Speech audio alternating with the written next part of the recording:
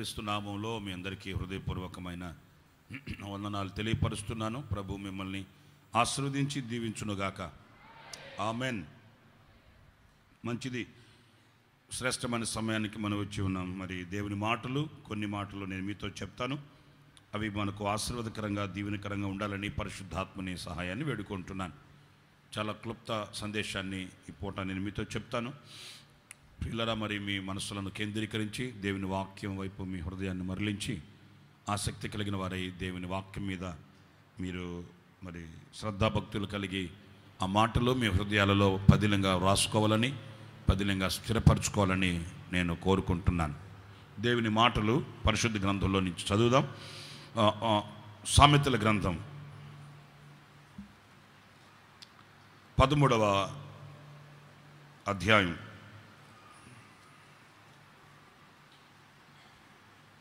13 19వ వాక్యాన్ని చదువుదామండి. ఎవరైనా ఒక్కరు చదవండి. ఎవరైనా ఒక్కరు చదవండి. నీతిమంతుల వెలుగు తేజరిల్లును. చాలు. ఇక్కడ నేను మీతో చెప్పాలనుకున్న మాట, నీతిమంతుల వెలుగు తేజరిల్లుతుంది, అంతే. పురులారా, ఇక్కడ ఒక నీతిమంతుని గురించి, అతని యొక్క స్థితిని గురించి వ్రాయబడి ఉంది. నీతిమంతుడు అనంటే యేసుక్రీస్తు రక్తం చేత కడగబడి ఉండాలి, పరిశుద్ధాత్మ శక్తితో నింపబడి నడిపించబడుతూ ఉండాలి, తండ్రి యొక్కయు కుమారుని యొక్కయు పరిశుద్ధాత్మ నామములో బాప్తిసం పొంది ఉండాలి. అలాంటి వానిని దేవుని వాక్యం చెప్తుంది, ఇతడు నీతిమంతుడు అని. గోదానం, భూదానం, వస్త్రదానం, లేకపోతే ఆ దానం ఈ దానం చేసి పుణ్య కార్యక్రమాలు చేసినందువలన నీతిమంతులుగా తీర్చిదిద్దబడలేము. ధర్మశాస్త్రానుసారమైన నీతి మనకు లేదు. యేసుక్రీస్తు రక్తం చిందించాడు, మనల్ని పవిత్రపరిచాడు. దానివలన స్వాభావికంగా మనలో ఒక మార్పు జనించింది. మన నడవడికలలో ఒక ప్రత్యేకత సంతరించుకుంది. మన అడుగుజాడలు మార్చబడ్డాయి. మన గుణగణాలలో ఒక విప్లవాత్మకమైన మార్పు వచ్చింది. ఈ మంటి ఘట్టములలో మహిమాత్మ కుమ్మరించబడినందువలన ఈ మంటి ఘట్టమునకు ఉన్న స్వాభావికమైన గుణగణాలలో మార్పు కలిగింది. అందుచేత బాప్తిసం పొందాం. తండ్రి కుమార పరిశుద్ధాత్మ నామములు బాప్తిసం పొందినందువలన యేసుక్రీస్తుని ధరించుకున్నాం. ఈ కార్యక్రమాల వలన మనం నీతిమంతులమయ్యాం.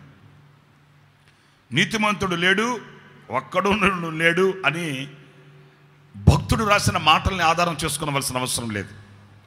నీతిమంతుడు లేనప్పుడు యేసుక్రీస్తు నీతి భాస్కరునిగా దిగవచ్చాడు. ఆ నీతి భాస్కరుడు ఆ వెలుగుని ప్రతి మానవుని మీద ఆయన ప్రకాశింపచేశాడు.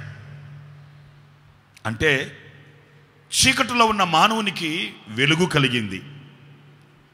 చీకటిలో ఉన్నప్పుడు ఏ నరుడిని నీతిమంతుడు అని ఎంచలేకపోయాడు. చీకటిలో ఉన్నప్పుడు ఏ నీతి కార్యక్రమాలు మనుషులలో కనిపించకుండా పోయాయి. ఆ చీకటిలో ఉన్న మానవుని మీద నీతి సూర్య కిరణాలు ప్రకాశించాయి. అందుచేత వెలుగు సంతరించుకుంది. వెలుగు మన మీద ప్రకాశించింది, ప్రత్యక్షమైంది. ఇప్పుడు మనం వెలుగు సంబంధులమయ్యాం. చీకటి తొలగిపోయింది, చీకటి క్రియలు తొలగిపోయాయి, చీకటి అడుగుజాడలు, చీకటి అనుభవాలన్నీ అంతరించిపోయాయి. అంతేకాదు, మనలో ఒక పెనుమార్పు కలిగింది. మనకు మానవ విలువ కలిగింది. మనలో నీతి కార్యక్రమాలు, నీతి సంబంధమైన కార్యక్రమాలు వికసించాయి. ఆ వికసించిన ఆ నీతి కార్యక్రమాలన్నీ మరొకరి మీద ప్రకాశించడం ప్రారంభించాయి. మెట్టుకు మనం ఎవరమయ్యాము అనంటే మనం వెలుగు సంబంధులమయ్యాం. అయితే ఈ వాక్యంలో మనం చదివితే ఈ వెలుగు సంబంధులమైన మన వెలుగు అంతకంతకు తేజరెల్లాలట. ఏమవ్వాలండి? ఏమవ్వాలండి? తేజరెళ్ళాలి. చూడండి, సూర్యుడు ఉదయించినప్పుడు వెలుగు ఉంటుంది, కానీ ఆ వెలుగుతోనే కనబడుతాడా? లేదు. మధ్యాహ్నం చూసేసరికి ఆ తేజం, ఆ ప్రకాశం వేరుగా ఉంటుంది. ప్రారంభంలో మనం ఏదో అల్పంగా ఉన్నప్పటికీ, ప్రారంభంలో నేను మొదటి చెప్పాను, ప్రారంభంలో కొన్ని బలహీనతల చేత, ఏదో కొన్ని అవిధేయతల చేత, ఏదో కొంత తడబాటు ఎడబాటు పొడచూపినప్పటికీ మన వెలుగు తేజిరెళ్ళాలి. మనం పూర్ణతలోనికి సాగి వెళ్ళాలి. మనం సంపూర్ణతని సంతరించుకోవాలి. ఆధ్యాత్మికమైన శక్తిని కూడగట్టుకోవాలి. చూడండి, చిన్న మాట చెప్తా. ఒక అతను చనిపోయాడు అనుకోండి. ఆ చనిపోయిన అతన్ని తీసుకెళ్ళి మనం మట్టిలో పాతి పెట్టేస్తాం. పెట్టులో పెట్టి అతనికి శుభ్రంగా స్నానం చేయించి తెల్ల బట్టలు కట్టి ఆ చనిపోయిన అతన్ని తీసుకెళ్ళి మట్టిలో పాతి పెట్టేస్తాం. వినండి జాగ్రత్తగా. మట్టిలో పాతి పెట్టిన అతన్ని ఏమనుకోవద్దండి, సారీ క్షమించండి, ఒక వారం రోజుల తర్వాత మీరు వెళ్ళి మరలా చూడండి. చూసే దమ్మె ఉడుకులేదులే, కానీ ఉదాహరణకు చెప్తున్నాను. చూస్తే ఆ శరీరంలో ఏదో కొంత మార్పు కనిపిస్తుందండి. ఓకే, మరలా పాతి పెట్టేయండి. ఓ నెల 15 రోజుల తర్వాత మరలా వెళ్ళి మరలా చూడండి. మునుపు చూసిన మార్పు కంటే ఇప్పుడు ఇంకా మార్పు కనిపిస్తుందండి. సరే, ఓ 2 సంవత్సరాల తర్వాత వెళ్ళి ఆ ప్లేస్లో మరలా మట్టి తీసి తవ్వి చూడండి. ఏం కనిపించదండి, ఏం కనిపించదు. అప్పుడు మీరు కేక వేసి అడగండి మట్టిని, ఏయ్, ఇక్కడ మా సహోదరుణ్ణి ఒకరిని పెట్టాను, వాడు ఏడి అని అడిగితే ఆ మట్టి ఏం సమాధానం చెప్తుందో తెలుసండి? పిచ్చోడా, అక్కడే ఉన్నాడు చూడు అంటది. ఏడు లేడుగా, కనిపించట్లేదే అంటే, చూడవయ్యా బాబు అక్కడే ఉన్నాడు, మనకు కనిపించడు. అప్పుడు మట్టి ఏమంటదంటే, నువ్వు మీ సహోదరుని అక్కడ పెట్టావు కాదనట్లే, అయితే ఆ శరీరాన్ని రోజు రోజుకి ఆ శరీరాన్ని నా రూపంలోనికి మార్చేసుకున్నా. ఇప్పుడు ఉన్నాడు, అక్కడే ఉన్నాడు, ఆ బాడీ అక్కడే ఉంది, కానీ ఏ రూపంలో ఉన్నాడు? మట్టిలో కలిసిపోయి ఆ మట్టి రూపంలోనికి వచ్చేసాడు. అంత మాత్రాన అక్కడ లేకుండా పోయాడా అనంటే కాదు, అక్కడే ఉన్నాడు, కానీ మనం చూసే రూపంలో లేడు, మనం పలకరించే రూపంలో లేడు. ఆ మట్టి రూపంలోకి కలిసిపోయి ఆ మట్టి రూపంలో ఆ రూపం ఉంటుంది. అంటే క్రీస్తులో పాతి పెట్టబడిన మనం కూడా, యేసు క్రీస్తులో పాతి పెట్టబడి లోకానుసారంగా సిలువ వేయబడిన మనం కూడా రాను దినదినానికి ఏమవ్వాలి అనంటే, క్రీస్తు సమానమైన సంపూర్ణతలో కలిసిపోవాలి. ఈ సంపూర్ణతకి మనం ఎక్కి రావాలి.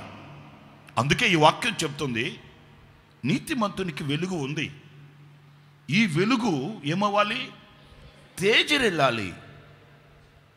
ఆ వెలుగు అంతటితో సమాప్తం కాదు, ఆ వెలుగు అంతటితో నిలిచిపోవడం కాదు, ఆ వెలుగు అంతటితో మనం సంతృప్తి పొంది నిలిచిపోవడానికి కాదు, కానీ ఆ వెలుగు ఇంకా ప్రకాశమానముగా మార్చబడాలి అని వాక్యం చెప్తుంది. అక్కడ మరొక మాట కూడా ఉంది, భక్తిహీనుల దీపం ఆరిపోతుంది. అంటే వాళ్ళ వెలుగు ఎక్కువ కాలం ఉండదు, అది రాను ఏమవుతుందట?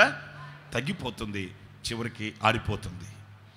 మనము ఆ వెలుగు కలిగిన వాళ్ళం కాదు, మనం తేజరెళ్ళే వెలుగు, ప్రకాశించే వెలుగు కలిగిన వారమై మనం బ్రతకాలి. ఇక్కడ నేను మీతో ఒక మాట చెప్తాను, అదేంటంటే ఆయన మనల్ని వెలిగించాడు, ఈ ప్రకాశమానమైన వెలుగును మనకు ప్రసాదించాడు. మీరు ఆది కాండంలో కూడా చూస్తే మొట్టమొదట ఆయన కలిగించింది దేన్ని అంటే, చెప్పండి, వెలుగే. మొట్టమొదట ఆయన కలుగు చేసింది వెలుగు కలుగుగాక అన్నాడు.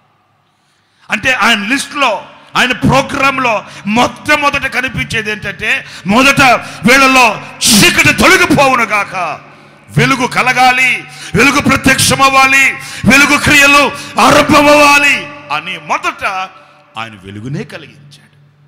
నా ప్రియమైన దేవుని బిడ్డలారా, అయితే దేవుని వాక్యంలో మనం చదువుకుంటూ వెళితే, ఆ వెలుగుని మనం ఎలా ప్రత్యక్షం అవ్వాలి? ఎలాగ మనం ప్రత్యక్షపరచాలి, అసలు ఆ వెలుగుని మనకు ఆయన ఎందుకు అనుగ్రహించి మనల్ని వెలిగించాడు అనే విషయాన్ని కాస్త పరిశుద్ధ గ్రంథంలో మనం చూస్తే దైవజనుడైన యోహాను గురించి కూడా రాయబడి ఉంది. అతడు మండుచు ప్రకాశిస్తున్నాడంట. మండుచు ప్రకాశించున్న దీపం,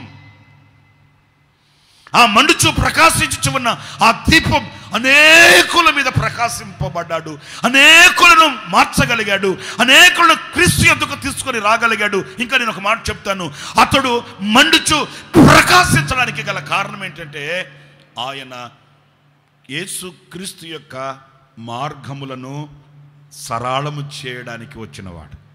అంటే అర్థమేంటి? యేసుక్రీస్తు యొక్క మార్గములను సరళము చేయదగిన వ్యక్తి, అంటే మార్గములను సరళము చేయగలిగిన వ్యక్తి ఎలా ఉండాలి అని అంటే మండుచు ప్రకాశిస్తూ ఉండాలి. ఒక మున్మాదిరిగా ఉండవలసిన వ్యక్తి, ఒక అధ్యక్షునిగా ఉండవలసిన వ్యక్తి, ఒక నాయకునిగా ఉండవలసిన వ్యక్తి, ఒక యజమానిగా ఉండవలసిన వ్యక్తి, ఒక యజమానురాలుగా ఉండవలసిన వ్యక్తి, ఒక కుటుంబపు వ్యవస్థకి ఒక తలగా ఉండవలసిన ఒక వ్యక్తి ఎలా ఉండాలి అని అంటే అతడు మండుచు ప్రకాశిస్తూ ఉండాలి. ఈ రోజున కుటుంబాలలో క్షోభ, కుటుంబాలలో చీకటి, కుటుంబాలలో రోదన, వేదన ఇవన్నీ పొడచూపడానికి, కుటుంబాలు పటాపంచలైపోవడానికి గల కారణం మండుచు ప్రకాశించే వ్యక్తులు చెప్పండి లేకపోయినందువలన. ప్రియ దేవుని బిడ్డలారా, యోహానుని మండుచు ప్రకాశించు ఉన్న దీపం వల్లే ఆయన ఎందుకు పంపాడు ఈ లోకానికి అనంటే అతడు ఒక మున్మాదిరి, అనేకులను క్రీస్తు వైపు మరలించడానికి ఏర్పరచబడిన సాధనం. ఇదిగో ఈ వాక్యాన్ని బట్టి నేను మీతో చెప్తున్నాను, నీవు నీ కుటుంబపు వ్యవస్థలో ఒక మండుచు ప్రకాశించుచున్న దీపం కావాలి. ఆమేన్. నీవు సమాజంలో మండుచు ప్రకాశించుచున్న వ్యక్తులు కావాలి. ఆ వెలుగుని ఆయన నీకు అనుగ్రహించింది. ఎందుకనంటే ఆ వెలుగు చేత నీవు అనేకులకు మార్గదర్శకంగా, అనేకులకు మున్మాదిరిగా నిలిచి అనేకులను క్రీస్తు సరళతలోనికి నడిపించడానికి, పవిత్రతలోనికి ఆకర్షించడానికి ఆయన మనల్ని మరి వెలుగుతో నింపాడు, ప్రకాశముతో నింపాడు అనే విషయాన్ని మనం మర్చిపోకూడదు. ప్రియులారా, ఆయన వెలుగు కలుగుగాక అని వెలుగును కలిగించాడు, వెలుగును సృష్టించాడు, వెలుగును స్థాపించాడు. మీకు ఇంకా ఒక మాట చెప్తాను, యేసుక్రీస్తు ఈ లోకానికి ఎలా వచ్చాడు అని అంటే ఆయన వెలుగై వచ్చాడు. నేను లోకానికి వెలుగును అన్నాడు. ఆమేన్, ఆమేన్. ఆయన వెలుగుగా వచ్చాడు. ఎందుకు వెలుగుగా వచ్చాడు అని అంటే ఈ లోకం గాఢాంధకారంలో ఉంది, ఈ లోకం చీకటిలో ఉంది, ఈ లోకం అతితేంద్రియముతో నింపబడి పాపపూరితమైన అనుభవాలలో కొట్టుమిట్టులాడుతూ ఉంటే ఆయన వెలుగై దిగివచ్చి మనల్ని వెలిగించాడు, మనల్ని ప్రకాశింపచేశాడు. ఇంకా ఒక మాట చెప్తాను, ఒక్క వెలుగుగా, ఒక్క వ్యక్తిగా యేసుక్రీస్తు లోకంలోకి దిగివచ్చాడు. యేసుక్రీస్తు వచ్చేటప్పుడు ఒక 10-15 లారీలు నిండా మనుషుల్ని ఎక్కించుకొని, ఒక సైన్యాన్ని, ఒక గుంపును వేసుకొని, లేకపోతే ఒక ముఠాలాగా వచ్చాడండి యేసు ప్రభు. చెప్పండి, రండి మనమంతా వెళ్ళి వెలిగిద్దాం అని వచ్చాడా? లేదు, ఒంటరిగా వచ్చాడు, ఏకాకిగా వచ్చాడు. అర్థమవుతుందా? ఒక్కడిగా ఈ లోకానికి వచ్చి ప్రపంచమంతటిని యేసుక్రీస్తు వెలిగించాడండి. కొట్టుగట్టిగా చప్పట్లేదు సైకి. Praise the Lord, praise the Lord. ప్రపంచమంతటిని ఆయన వెలిగించాడు. అంటే ప్రపంచాన్ని వెలిగించగలిగిన ఆ శక్తి ఆ ఒక్కనిలో దాచబడి ఉంది. చూడండి, ఒక క్యాండిల్ నా చేతికి ఇవ్వండి, ఒక క్యాండిల్. ఆ క్యాండిల్ని నేను వెలిగిస్తాను. మీ అందరి చేతిలో క్యాండిల్స్ పెట్టుకోండి. ఈ ఒక్క వెలిగింపబడిన క్యాండిల్ తీసుకెళ్ళి మీ అందరి చేతిలో ఉన్న క్యాండిల్స్ అన్నీ వెలిగించవచ్చు. అంటే మీ అందరి చేతిలో ఉన్న క్యాండిల్స్ అన్నింటినీ వెలిగించగలిగిన శక్తి ఈ ఒక్క క్యాండిల్లో ఉంది. ఇప్పుడు ఈ ఒక్క క్యాండిల్, నేనే బలహీనురాల్ని, నేను బలహీనుడిని, నేను చేతగాని వాడిని, నేను పాటలు పాడలేను, నేను వాయిద్యాలు వాయించలేను, నేను వాక్యం చెప్పలేను, నేను ప్రార్థన చేయలేను అనుకొని నీరసిల్లిపోవడం తప్ప, దేవుడు ఈ క్యాండిల్కి, ఈ వ్యక్తికి ఇచ్చిన వెలుగు ఎలాంటిదంటే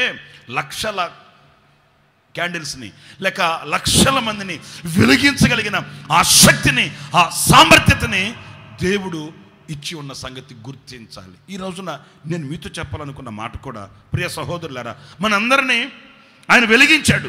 ఆయన వెలిగించిన ఆ వెలుగు ఎలాంటిది అనంటే ప్రకాశించగలిగిన వెలుగు. స్తోత్రం కలుగునుగాక. చెప్పాలి గట్టిగా హల్లెలూయా. మనం ప్రకాశించగలిగిన వెలుగు, మనం తేజరిల్లగలిగిన వెలుగు, మనం అనేకులను వెలుగుమయం చేయగలిగిన ఆ శక్తి కలిగిన వెలుగుని ఆయన మనకు అనుగ్రహించాడు. ఇప్పుడు ఈ వెలుగుని మనం ఎందుకు కలిగి ఉన్నామో, ఈ వెలుగు చేత మనం ఏం కావాలని ఆయన మనం వెలిగించాడు. 1, 2, 3 మాటలు మీతో క్లుప్తంగా చెప్తాను, జాగ్రత్తగా వినాలి. మీరు చూడండి, ఆదికాండం 1వ అధ్యాయంలో చక్కటి మాట మనకు కనబడుతుంది.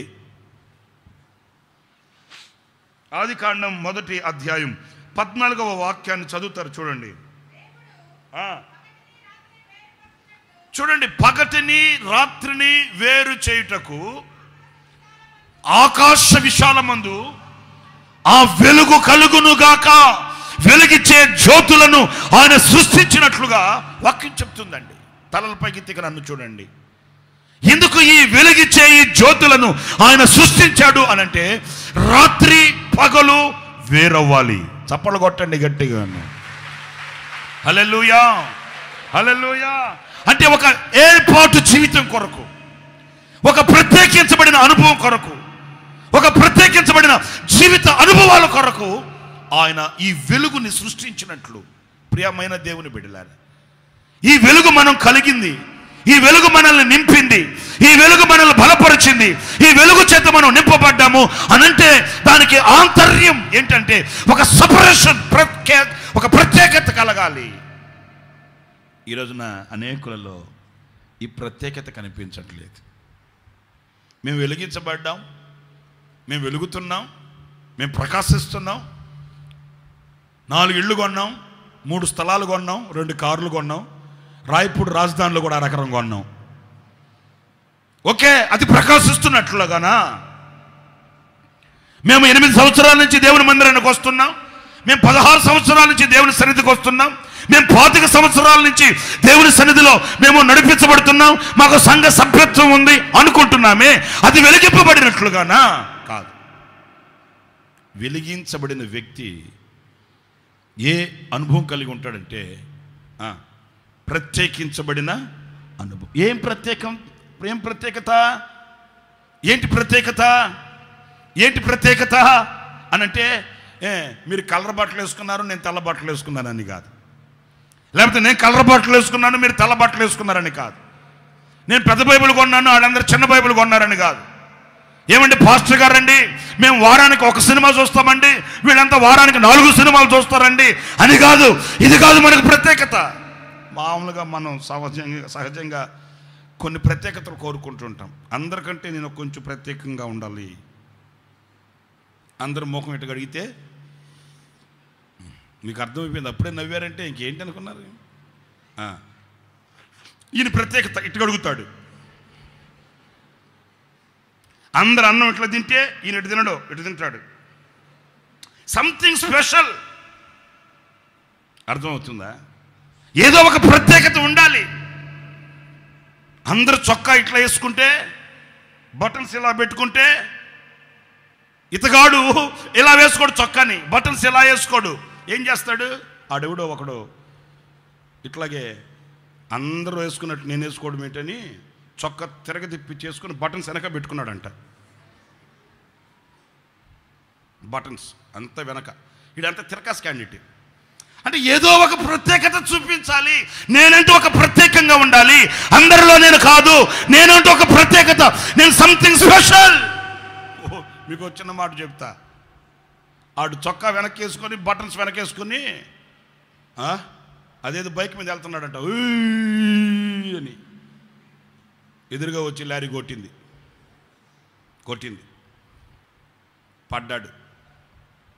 పడ్డాడు. ఎవరు లేరు అక్కడ. లారీ ఓడేమో వెళ్ళిపోయాడు. ఏం పడ్డాడు? రక్తపు మడుగుల్లో ఉన్నాడు. మీకు ఒక మాట చెప్తాను వినండి. రక్తపు మడుగుల్లో కొర ప్రాణంతో, ఆఖరి ప్రాణంతో కొట్టుకుంటుంటే ఆ రోజున ఆ సైకిల్ ఒకటి దొక్కుకొని ముసలాయన ఆయన దారిని వెళ్తున్నాడంట. ఆ ముసలాయన చూశాడు, అయ్యో ఎవడు కొట్టి వెళ్ళిపోయాడు పాపం, చివరి ప్రాణంతో ఉన్నాడు అని సైకిల్ దిగి ముసలాయన అక్కడికి వెళ్ళి చూస్తే రక్తపు మడుగుల్లో చివరి ప్రాణంతో కొట్టుమిట్లాడుతుంటే పాపం ఈ ముసలాయనకి ఈయన బతికించాలని ఆశ కలిగి చూస్తే అయ్యో ఏంటి బటన్ సొక్క బటన్ ఏమి ఇట్టుంది, మెడేం అట్టుంది, ఒకవేళ లారీ కొట్టినందువల్ల ఇట్లా తిరిగిపోయిందేమోనని కాలు కింద వేసి తొక్కిపెట్టి ఆ తలని ఆ బటన్స్ ఉన్న వైపు తిప్పాడంట. అంటే మామూలుగా ఇట్లా వేసుకుంటాం కదా షర్ట్, బటన్స్ ఏమి వెనుకుండే, తల ఏమి ఇట్టుండే. ముసలాయన ఏమనుకున్నాడు, పాపం లారీ కొట్టి అట్లాగ అయిపోయాడేమోనని మెడ పెట్టుకుని అటు వైపు తిప్పాడు. ఉన్న ప్రాణం కాస్త పోయింది, చచ్చుడుకున్నాడు ఆడు. జాగ్రత్తగా ఉండాలి, సంథింగ్ స్పెషల్, నేను ప్రత్యేకంగా ఉండాలనే వాళ్ళకి పెను ప్రమాదం ఉంటుంది. అర్థమవుతుందా? కొంతమంది ఇలాంటి తుష్టమైన వాటిల్లో, అల్పమైన వాటిల్లో, ఏదో క్షణికమైన వాటిల్లో నేను ప్రత్యేకంగా ఉండాలి అని అనుకుంటామే, కానీ వాక్యం అది కాదు చెప్పేది. వాక్యం ఏమంటుంది, నీవు వెలిగించబడ్డావు గనుక రాత్రి పగలు లేక ఈ చీకటికి ఈ వెలుగుకు సంబంధం లేని ఒక ప్రత్యేకత. మీరు దైవజనుడు పౌలు రాసిన మాటలు చదువుతారు చూడండి. కొరింథీ సంఘానికి రాసిన 2వ పత్రిక 6వ అధ్యాయం 14వ వాక్యం.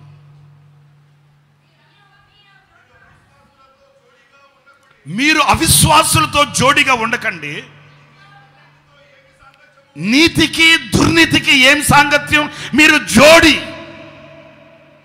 మీరు వెలిగింపబడిన వాళ్ళు, మీరు రక్షించబడిన వాళ్ళు, మీరు పరిశుద్ధాత్మను పొందిన వాళ్ళు, మీరు ఒక పవిత్రమైన సంఘానికి మీరు సభ్యులు, మీ జోడి.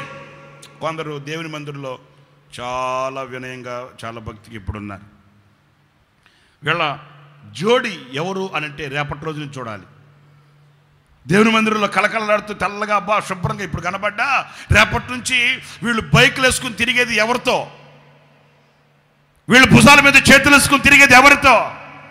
వీళ్ళ సహవాస సంబంధాలు ఎవరితో? ఎవరి మాట, ఎవరి పాట ఈ రోజున వీళ్ళు అనుభవిస్తున్నారు, అనుసరిస్తున్నారు అనే ప్రశ్నకు వస్తే చాలా మంది తల వంచేయాలి. విశ్వాసి అవిశ్వాసితో జోడిగా ఉండకూడదండి. ఎందుకంటే నీవు ప్రత్యేకించబడడానికే వెలిగించబడ్డావు. నీ సాంగత్యం, నీ సహవాసం, నీ చెలిమి, నీ యొక్క మాట తీరు, నీ యొక్క భాషా శైలి, నీ అడుగు జాడలు, ఇవన్నీ కూడా అవిశ్వాసులతో కాదు, కానీ నీవు ఒక ప్రత్యేకించబడిన వాడవై నీలో ఒక ప్రత్యేకత ఏర్పరచుకొని, నేను ప్రభు కొరకు ప్రత్యేకించబడిన వాడను, నేను విశ్వాసులతో కలిసిన వాడను, ఒక పరిశుద్ధమైన సంఘ సహవాసానికి చెందిన వాడను అన్నట్లుగా ఆ వేరుపాటు అనుభవం. మీకు ఇంకో మాట చెప్తా. ఒకడు ఇవేంటివి కుందేళ్ళు ఉన్నాయి కదా, కుందేళ్ళు తెలుసా తెలీదా?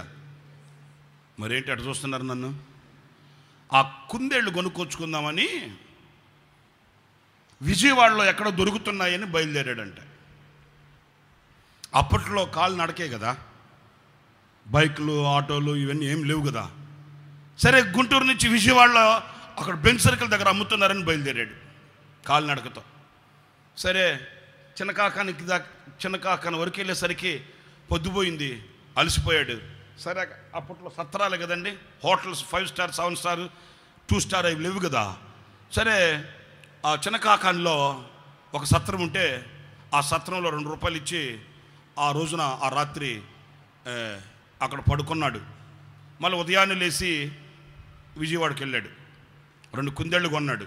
వినాలండో, 2 కుందేళ్ళు కొన్నాడు అక్కడ. మరలా రిటర్న్ జర్నీలో చిన్నకాకానికి వచ్చాడు, అలసిపోయాడు. మరలా పడుకొని వెళ్దాంలేనని ఆ కుందేలు గోను సంచులో కట్టిపెట్టి అక్కడ పెట్టి పడుకొని నిద్రపోయాడు. ఆ సత్రంలో ఒకడున్నాడు. వాడు ఎలాంటి వాడంటే, నేను అనకూడదు కానీ కొంతమందికి ఆ తోక ఒక్కటే ఉండదండి, మిగతా కార్యక్రమాలన్నీ దానిలాగానే ఉంటాయి. మీకు అర్థమైందిగా? ఆడు చేసే పనులన్నీ దాని పనులే. దేని పనులు? అది మీకు బాగా తెలుసు. నేనే అన్నాను ఎందుకులే మీ దగ్గర అనిపిద్దామని. ఒక్కొక్కడు ఉంటాడండి, అది ఒక్కటే తక్కువ వాడికి, మిగతా అన్నీ ఎలా ఉంటాయంటే సేమ్ టు సేమ్. అలాంటి వాడు ఒకడున్నాడు ఆ సత్రంలో. వాడేం చేశాడు, ఓహో వీడు కుందేడు కొనుక్కెళ్తున్నాడు, ఈ నాట పట్టించాలని మెల్లగా నిద్రపోతున్నప్పుడు మెల్లగా సంచి తీసి ఆ 2 కుందేళ్ళు పిల్లలు తీసేసుకొని 2 పంది పిల్లల్ని పెట్టాడు దాంట్లో. 2 పంది పిల్లల్ని కాముగా ఈడే పాప ఆడికే తెలుసు. ఉదయాన్నే లేచాడు, 2 రూపాయలు వాళ్ళకి ఇచ్చాడు, ఆ గోన్ సంచి మళ్ళీ భుజాన్ని వేసుకున్నాడు, గుంటూరు వచ్చేసాడు. ఇంటికి వచ్చి డాడీ చాలా బాగున్నాయి డాడీ కుందేళ్ళు, అస్సలు తక్కువ రేటుకి దొరికాయి డాడీ, అది డాడీ ఇది డాడీ అని గోను సంచి తీస్తే దాంట్లో కుందేలు పిల్లలు లేవు. ఏమున్నాయి మీకు బాగా తెలుసండి బాబోయ్. పంది పిల్లలు ఉంటే ఇంకెట్టుంటుందనే చివాట్లు పెట్టారు అందరు. పనికి మాలినోడా 2 రోజులు మడిగట్టుకొని వెళ్ళావు, వెళ్ళి పంది పిల్లలు కొనుక్కొచ్చుకొని బుద్ధి లేనోడా చూసుకొని తెచ్చుకో అని తిట్టేసరికి మనోడికి పాపం ముఖం చిన్నపోయింది. ఇంకా ఆడి సంగతి తేల్చేయాలి, ఆడి సంగతి తేల్చేసి వేసేస్తానండి, నాకు మోసం చేసేది అని మరలా అట్లా మూతి కట్టుకొని మళ్ళీ బయలుదేరాడు. చిన్న కాకానికి వెళ్ళాడు, అలసిపోయాడు కదా. మళ్ళీ ఏం చేశాడు, 2 రూపాయలు ఇచ్చి ఆ రాత్రి ఆడు పడుకున్నాడు. వాడేం చేశాడు, చెప్పారుగా తోకొక్కటే ఉండదు. వాడేం చేశాడు, ఓహో వీడు మళ్ళీ రిటర్న్ వెళ్తున్నాడు అని మెల్లగా నిద్రపెట్టేవాడు. మళ్ళీ సంచి తీసి ఆ సంచిలో ఉన్న పంది పిల్లలు తీసేసి మరలా 2 కుందేళ్ళ పిల్లలు దాంట్లో పెట్టి కామైపోయాడు. వీడు ఉదయాన్నే లేచాడు, ఆడి మీద కోపంతో మరలా భుజాల మీద గోన్స చేసుకున్నాడు. వెళ్ళిపోయాడు బెంచ్ సర్కిల్ దగ్గరికి వెళ్ళి ఇక వాడిని తిట్టాడు. బాబా పనికి మాలినోడా, ఏమనుకున్నారా నేనంటే జీరేస్తా, నరికేస్తా, పోగులేసేస్తా నిన్ను, నేను కుందేలు పిల్లల్ని అడిగితే నాకు పంది పిల్లలు ఇస్తామంటారా అని వాడన్నాడు. నేను ఎందుకు చేస్తాను అట్లాగా అట్లా అని. సరే ఏం జరిగింది, వాడు తీస్తే అవి పంది పిల్లలు కాదు. ఏంటి వీడికి మొహం చిన్నపోయిందండి. ఎవరా ఎట కనబడుతున్నాను రా, పంది పిల్లలు అమ్ముకునేవాడు అనుకుంటున్నావు నన్ను, నువ్వు ఎవడికన్నా మోసం చేసినట్టు చరిత్రలో ఉందా అని వాడు ఆడగబడ్డాడు. తలగొక్కిన సారీ అండి క్షమించండి ఏమనుకోవద్దండి, మా వాళ్ళకి ఇది పంది పిల్లల్లా కనబడ్డాయండి అనుకున్నాడు. మళ్ళీ కుందేలు పిల్లలు మళ్ళీ లోపల వేసుకున్నాడు, మూతి కట్టుకున్నాడు, మళ్ళీ భుజాన్ని వేసుకొని చిన్న కాకం దాకా వచ్చాడు. మళ్ళా నడిచి అలసిపోయాడు కదా, ఆడు పడుకున్నాడు. వాడున్నాడుగా, వాడేం చేశాడు, మళ్ళీ ఈ కుందేలు పిల్లలు తీసుకున్నాడు, నా 2 పంది పిల్లలు మళ్ళీ దాంట్లో పెట్టాడు. మళ్ళీ ఇంటికి వచ్చి డాడీ అంటే ముందు తీరా అంటే ముందు తీస్తే పంది పిల్లలు దీడికి ఇక ఆ పంది పిల్లలు 2 పైకి తీసుకున్నాడట. అన్నాడట, ఏ పంది పిల్లలారా, మీరు ఉంటే కుందేలు పిల్లల్లాగానే ఉండండి, లేకపోతే పంది పిల్లల్లాగానే ఉండండి, ఇక నేను నడవలేను. మీరు ఉంటే చెప్పండి పంది పిల్లల్లాగానే ఉండండి, లేకపోతే కుందేలు పిల్లల్లాగానే ఉండండి. విజయవాడకి వెళితే కుందేలు పిల్లలు అవుతున్నారు, గుంటూరుకు వస్తే అయ్యావా ఏంటండి, నేను చెప్పకముందు మీరే చెప్తున్నారు ఏంటండి. మీరు చర్చికి వెళితే ఏమో కుందేలు పిల్లల్లాగా ఉంటున్నారు, మీరు మరలా బయటకు వస్తాయేమో చెప్పండి. చెప్పండి ఆదివారం అయితే కుందేలు పిల్లలైపోతున్నారు, మరలా సోమవారం నుంచేమో కానీ కానీ కానీ కానీ చెప్పండి పండుగ వస్తాయేమో కుందేలు పిల్లలైపోతున్నారు. ఈస్టర్ పండుగ వస్తే, క్రిస్మస్ పండుగ వస్తే, మరొక సంబరాలు కలిగితే కుందేలు పిల్లల్లాగా ఉంటున్నారు. మరలా ఏమో మిగతా రోజుల్లో ఏమో. నా ప్రియులరా, చాలా ప్రమాదకరమైన అనుభవాలు ఇవి. అందుకే దైవజనుడు అంటాడు, మీరు అవిశ్వాసులతో జోడి కలిగి ఉండకండి. ఎందుకు ఉండకూడదో తెలుసండి, ఆ వాక్యాన్ని మీరు చదువుకుంటారండి. నీతికి దుర్నీతికి ఏం సాంగత్యం?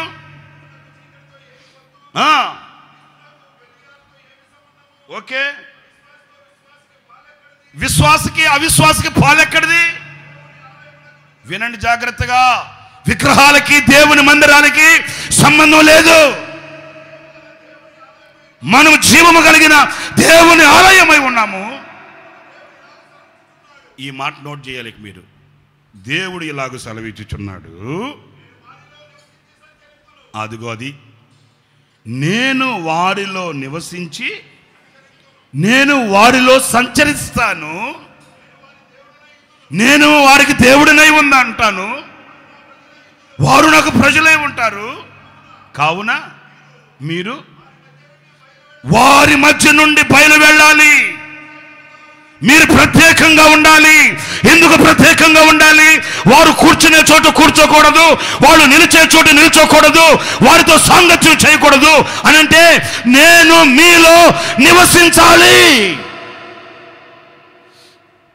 నేను మీలో నివసించాలి, నేను మీ మధ్యలో సంచరించాలి.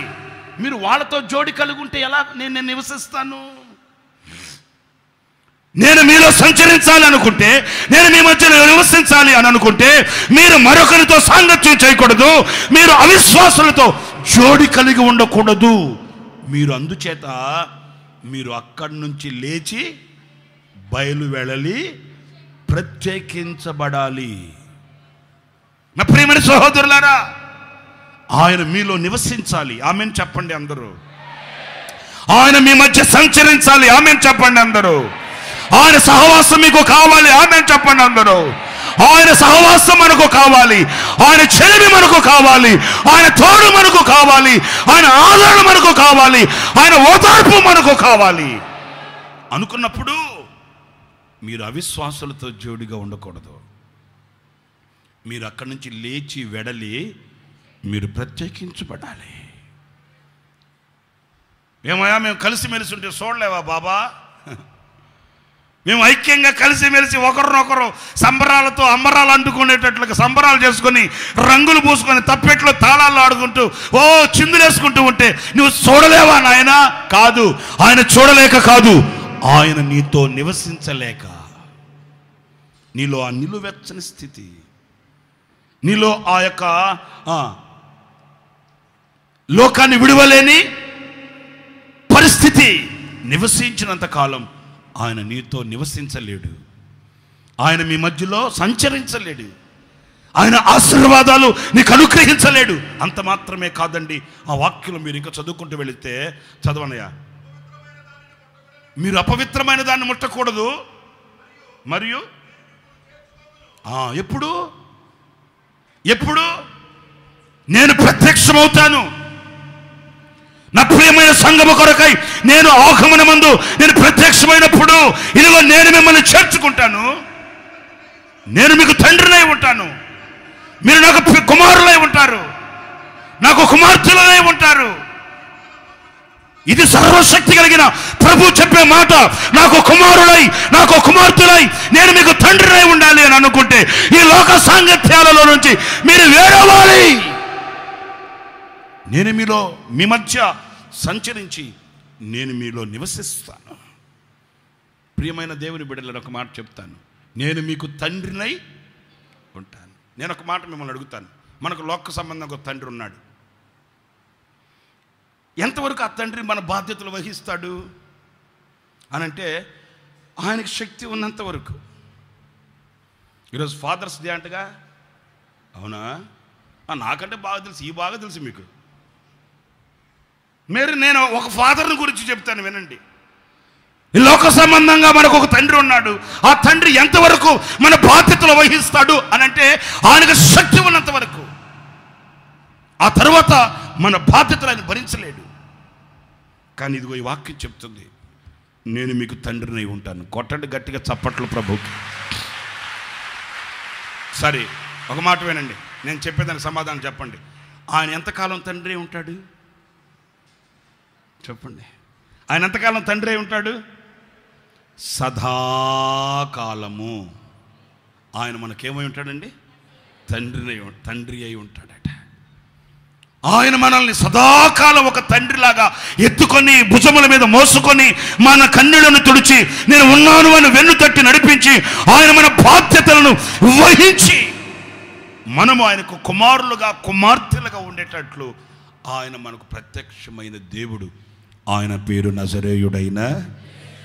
తండ్రి అంటే ఒక బాధ్యత కలిగిన వాడు, తండ్రి అంటే ఒక గమ్యం కలిగిన వాడు, తండ్రి అంటే జాలి కలిగిన వాడు, తండ్రి అంటే ప్రియ దేవుని బిడ్డలారా సమస్త జీవితానికి ఆలోచన ఇవ్వగలిగిన కర్త, అంటే ఆలోచనకర్త తండ్రి. తండ్రి అంటే ఏదో సంపాదించుకొని తీసుకుని వచ్చి ఆకలి తీర్చేవాడు మాత్రమే కాదు, నీకు ఆలోచన ఇవ్వగలిగిన వాడు, నీ బాధ్యతలు భరించగలిగిన వాడు, నీ కొరకై శ్రమించగలిగిన వాడు. నిన్ను కనికరించి కటాక్షించి హక్కును చేర్చుకోగలిగిన వాడు ఒక తండ్రి లోకములో మనకున్నాడు. ఆ తండ్రి ఎలాగైతే మన బాధ్యతలు వహించి మన కొరకై ఆలోచించి మనం ఒక ఉన్నత స్థితికి తీసుకుని వెళ్తాడో, అలాగే పరలోకపు తండ్రి మనకు తండ్రి అయి ఆయన మనల్ని ఉద్ధరిస్తాడట, ఆదరిస్తాడట. అంత మాత్రమే కాదు, ఆయన మనతో నివాసం చేస్తాడు, మన మధ్యలో ఆయన సంచరిస్తాడు. దానికి ఆయన మనల్ని వెలిగించాడు. స్తోత్రం చెప్పండి. ఆయన మనల్ని వెలిగించింది, ఆ వెలుగు చేత మనల్ని నింపింది. ఎందుకనంటే రాత్రి పగలు వేరే ఉన్నట్లుగా మన బ్రతుకుల్లో కూడా చీకటికి వెలుగుకి, మరణానికి జీవానికి, ఇరుకుకు విశాలతకు, లోకానికి పరలోకానికి వ్యత్యాసం మనలో ఉండాలి. కొంతమందికి చీకటికి వెలుగుకి వ్యత్యాసం తెలియదు. ఏముందలేండి, ఏ చర్చికి వెళ్ళిన ఆ వాక్యమే కదండి చెప్పేది, పాస్టర్ గారు రండి. ఎక్కడికి వెళ్ళిన ఆ బైబిలే కదండి, పాస్టర్ గారు రండి, నేను అండి ఆయన దీక్ష కదా. ఏమండి ఏం చేసినా ఎక్కడ ఏ దేవుడైనా ఒక్కడే కదండి. ఏంటండి దైవజనులు మన ఆత్మీయ తండ్రి యేసన్న గారిని ఒక ఆయన తీసుకెళ్ళాడంట. ఏమండి ఒక కొత్త గేదె కొన్నానండి, గేదె ఆ గేదెకి ప్రార్థన చేస్తూ రండి అని చెప్పి తీసుకెళ్ళాడట. ఏ సేవ ప్రారంభంలోలే సరే ప్రార్థన చేద్దామని వెళితే ఆ గేదెలాగా లేదంట, గొన్నెనుగులాగా ఉందంటండి. నల్లగా ఇంత ఎత్తున గొన్నెనుగులాగా ఉందంట. అప్పుడు యేసన్న గారు అన్నాడట, ఓరి బాబు ఏంట్రా బాబు ఇది గేదె గొన్నెనుగా అంటే ఆయన అన్నాడట, ఏమండి యేసన్న గారండి ఇది మన ఊరు గేదె కాదండి, ఇది ఢిల్లీ నుంచి కొనుక్కొని వచ్చానండి అన్నాడట. ఆ రోజుల్లో ఢిల్లీ నుంచి 25,000 రూపాయలండి అన్నాడట. 25,000? మన ఊరిలో 5-6 వేల రూపాయలకి ఒక గేదె వస్తుందిగా, మరి 25,000 ఏంటి అంటే ఆ గేదె కొన్నాయని అన్నాడట. ఏమండి యేసన్న గారండి మన ఊరిలో 5-6 వేలకి గేదె వస్తుందండి. ఎన్ని పాలిస్తుందండి? ఇది ఢిల్లీ నుంచి తీసుకొని వచ్చా. ఈ గేదె ఒక పూటకు 10 లీటర్లు ఇస్తుందండి. యేసన్న గారు హవాక్కయ్యారట, అమ్మో ఒక పూటకు 10 లీటర్లా అని యేసన్న గారు అడిగాడట. మరి ఒక పూటకి పాలే 10 లీటర్లు ఇస్తే ఇక పేడయిదా అని అడిగాడట. మరి ఆయన మాట్లాడిన ఇట్లాగే ఉంటాయి, 7 o'clock బ్లేడ్ లాగా ఉంటాయి. తెగినప్పుడు ఏం తెలియదు, సాయంకాలం తెలుస్తుంది ఆ మంట. అవి 7 o'clock బ్లేడ్, అది అర్థం అవుతుందా? సులువుగానే ఉంటాయి, సుందరంగానే ఉంటాయి, జీరేస్తాయి. యేసన్న గారు అడిగాడట, మరి పూటకి 10 లీటర్లు పాలే ఇస్తే ఇక పేడయిదా అంటే ఆయన మీరు నవ్వినట్టు నవ్వుకొని, యేసన్న గారు అండి 10 లీటర్లు పాలు అన్నాను కదా, దానికంటే డబుల్ వేస్తుంది పేడ. మరి దానికి నువ్వు ఢిల్లీ నుంచి తెచ్చుకోవడం ఎందుకు అంటే ఆయన అన్నాడట, అయ్యా ఢిల్లీ నుంచి అన్నా తెచ్చుకో, అమెరికా నుంచి అన్నా తెచ్చుకో, లండన్ నుంచి అన్నా తెచ్చుకో, చెన్నై నుంచి అన్నా తీసుకొచ్చుకో, ఎక్కడి నుంచి అన్నా తీసుకొచ్చుకో. ఎక్కడి నుంచి తీసుకొని వచ్చే గేదె అంటేనే చెప్పండి గేదె అంటేనే పేడేస్తుందయ్యా. అది అమెరికా గేదైనా మీకు అర్థమైందా? అది లండన్ నుంచి వచ్చిన గేదైనా, అది సౌత్ కొరియా నుంచి వచ్చిన గేదైనా, అది గుంటూరు గేదైనా, విజయవాడ గేదైనా, ఏ గేదైనా పేడేస్తుంది. నేను ఒక మాట చెప్తాను వినండి, మనకేం కావాలి? పాలు కావాలా పేడ కావాలా? చెప్పరేంటన్నయ్యా, పాలు కావాలా పేడ కావాలా? నేను ఒక మాట చెప్పనా, మీకు పాలు కావాలి, వీళ్ళకి పేడ కావాలి. నేను వేరే భావంతో అడగట్లే, ఎందుకంటే మీరు ఉదయాన్నే పేడ నీళ్ళు కొట్టాలి ఎండ్ల దగ్గర. దేవుడు ఇప్పుడు ఆ పని కూడా లేదులే, అన్ని అపార్ట్మెంట్లే కదా. అలవాటు మీద కనుక అపార్ట్మెంట్లో చేరి పేడ నీళ్ళు కొట్టారంటే జర్ర పడతారు, కాళ్ళు తిరుగుతాయి. వెరీ గుడ్, సారీ, వేరే విధంగా అనుకోవద్దు కానీ సరదాగా చెప్తున్నా. మనందరికి ఏం కావాలి? పాలు కావాలి పేడ కావాలా? పాలు కావాలి. అట్లా కాదని చెప్పి ఏదైనా ఒకటే కదా, 2 కడుపులో నుంచి వస్తాయి కదా అని పాలు పేడ 2 కలుపుకుంటే మరి అదే మనల్ని వెలుగు సంబంధులుగా చేసింది ఏంటంటే, ఎందుకంటే చీకటిని వెలుగుని వేరు చేయడానికి బాబా. మనల్ని వెలుగుమయం చేసి మనకు ఒక తేజ సంబంధమైన యుద్ధోపకరణములు ధరించి మనల్ని తేజ సంబంధమైన వ్యక్తులుగా ఆయన మలచింది దేనికో తెలుసా? చీకటిని వెలుగుని వేరు చేయాలి, లోకాన్ని పరలోకాన్ని వేరు చేయాలి, మరణాన్ని జీవాన్ని వేరు చేయాలి, ఇరుకు విశాలతని వేరు చేయగలిగిన ఆ మనోజ్ఞానం నీకు కావాలని ఆయన నిన్ను వెలిగించాడు. ఆ రెండిటి యొక్క వ్యత్యాసం, తారతమ్యం మనకు తెలిసి మనం ప్రత్యేకమైన బ్రతుకుని మనం కలిగి ఉండాలి. అప్పుడు ఆయన మనతో నివసిస్తాడు, మనలో సంచరిస్తాడు, ఆయన మనకు తండ్రి అయి ఉంటాడు. నా పరలోకపు తండ్రి వ్యవసాయకుడా, నా పరలోకపు తండ్రి వ్యవసాయకుడా, నీ తోటలోనే ద్రాక్షవల్లితో నన్ను వంటు కట్టి స్థిరపరచావా, నీ తోటలోనే ద్రాక్షవల్లితో నన్ను వంటు కట్టి స్థిరపరచావా. జ్యోతిర్మయుడా, నా ప్రాణ ప్రియుడా, స్తుతి మహిమలు నీకే. గట్టిగా చప్పట్లు కొట్టు. నా ఆత్మలో అనుక్షణం నా అతిశయము నీవే, నా ఆనందము నీవే, నా ఆరాధనా నీవే. జ్యోతిర్మయుడా, నా ప్రాణ ప్రియుడా, స్తుతి మహిమలు నీకే. ఆమేన్. మరొక మాట కూడా చెప్తాను. రెండవది, ఆయన మనల్ని వెలిగించడానికి గల కారణం ఏంటంటే, చూడండి ఆ వాక్యాన్ని కాస్త మీరు చదువుకుంటూ వస్తే, ఎన్నో వాక్యం? 14వ వాక్యం చదువుకుంటూ రండి అన్నయ్య. వేరుపరచునట్లు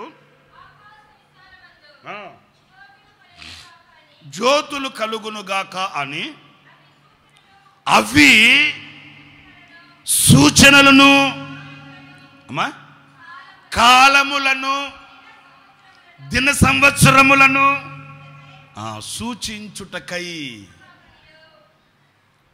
ఆ జ్యోతులను, ఆ వెలుగును ఆయన సృష్టించడానికి రెండవ కారణం, అవి సూచనలుగా ఉండాలంట. మనల్ని వెలిగించడానికి గల కారణం ఏంటి? మనం ఎలా ఉండాలండి?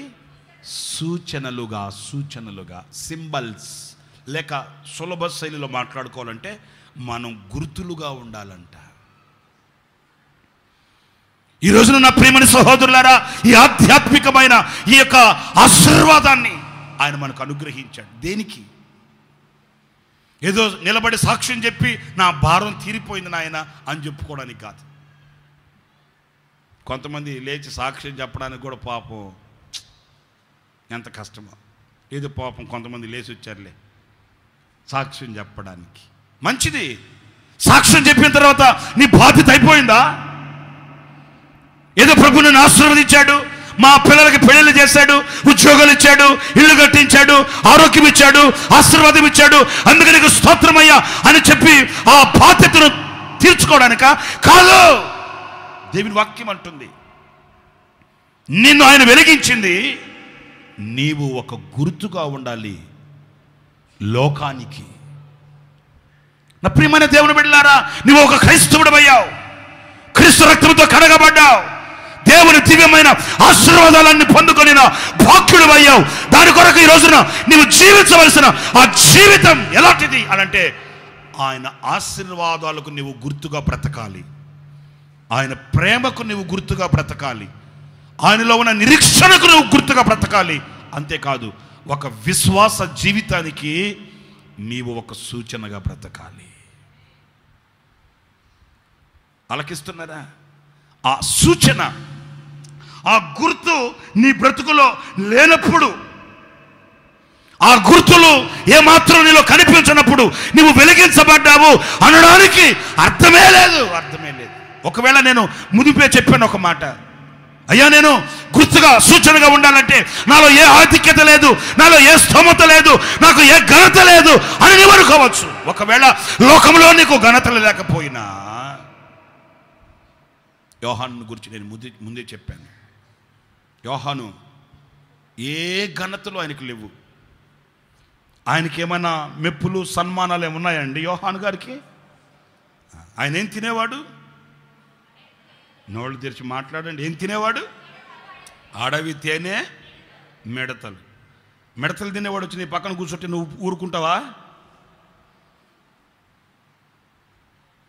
హాయిగా నువ్వు కూర్చొని భోజనం దగ్గర కూర్చున్నావు, నీ ప్రక్కన ఇంకొకటి కూర్చున్నాడు, ఆడు పల్లె నిండా మిడతలు తీసుకొచ్చి కూర్చున్నాడు అనుకో, నీ సంగతి ఏంటి? పోనీ ఆయన డ్రెస్సింగ్ కోడ్ ఏంటి? ఏ వస్త్రాలు ధరిస్తాడు ఆయన? తోళ్ళు చర్మం. ఆయన డ్రెస్ కోడ్ చూస్తే ఎలా ఉంది, ఆయన ఈటింగ్ హ్యాబిట్స్ చూస్తే ఎలా ఉన్నాయి. ఆయన ఎవరు పట్టించుకున్న వాళ్ళు లేరు, ఆయన ఎవరు కనపరిచిన వాళ్ళు లేరు, ఆయనకి ఎవరు సన్మానాలు చేసిన వాళ్ళు లేరు. ఇంకా నేను మీతో చెప్పనా, ఆయనకి లోకములు అంటూ ఎలాంటి ఆధిక్యతలు లేవు. కానీ ఏ ఆధిక్యతలు లేకపోయినా, ఏ సన్మానాలు లేకపోయినా, ఏ పదవులు లేకపోయినా అతడు ఎలా ఉన్నాడంట? మండుచు. మరి ఏంటి మనమేమనుకుంటున్నాం? మనల్ని తీసుకెళ్ళి దేవుడు ప్రమోషన్లో పెడితే కదా మనం గుర్తుగా ప్రకాశించేదానికి, దేవుడు మనకు ఒక ఉద్యోగం ఇస్తే కదా, దేవుడు మనకు అప్పులన్నీ తీర్చేస్తే కదా, ఇలాంటి వాటితో ముడి పెట్టుకొని ఆరిపోయి ఉన్నామండి. వాక్యం అంటుంది, నీకు లోకంలో ఏ ఆధిక్యతలు, నీకు ఎలాంటి శక్తి, నీకు ఎలాంటి ఆదరించే మనుషుల యొక్క సపోర్ట్ నీకు లేకపోయినా, నీవు వెలిగించబడిన వాడవు గనుక నీవు ప్రకాశించాలి. హల్లెలూయా. దేవుని వాక్యం అంటుంది, యోహాను లాంటి వాడు స్త్రీలు కనిన వాడిలో అలాంటి వాడు లేడు. దేవుని చేత ఏర్పరచబడిన వాడు, దేవుని కొరకే ప్రత్యేకించబడిన వాడు. అదిగో అతడు స్త్రీలు కనిన వారి అందరిలో అతడు గుర్తించదగినవాడు. నా ప్రియమైన దేవుని బిడ్డలారా, ఈ రోజున నీవు ఒక గుర్తుగా ఉండాలి. నువ్వు చదువుతున్న కాలేజీలో నువ్వు ఒక గుర్తుగా ఉండాలి. నీవు ఉద్యోగం చేస్తున్న చోట, నీ ఆఫీసులో నీవు ఒక గుర్తుగా ఉండాలి. నీవు వెళుతున్న సంఘములో నీవు ఒక గుర్తుగా ఉండాలి. నువ్వు నడుస్తున్న సమాజంలో నీవు ఒక సింబల్, ఒక గుర్తు. స్కూల్స్ ఓపెన్ చేశారు, కాలేజీలు ఓపెన్ చేశారు. చదువుకునే పిల్లలకు ఒక మాట నేను మీతో చెప్తున్నాను, వినండి జాగ్రత్తగా. నువ్వు చదువుతున్న కాలేజీలో నిన్ను గుర్తించగలిగేటట్లు నువ్వు ఉంటున్నావా? నీ కాలేజీలో నిన్ను గుర్తించేటట్లు నువ్వు బ్రతకగలుగుతున్నావా? ఒకవేళ మీ కాలేజ్ ప్రిన్సిపాల్ దగ్గరికి నేను వచ్చి, ఏమండి ప్రిన్సిపాల్ గారు, మీ కాలేజీలో మా అబ్బాయి, ఒక అబ్బాయి చదువుతున్నాడండి, మా చర్చికి వచ్చే అబ్బాయి,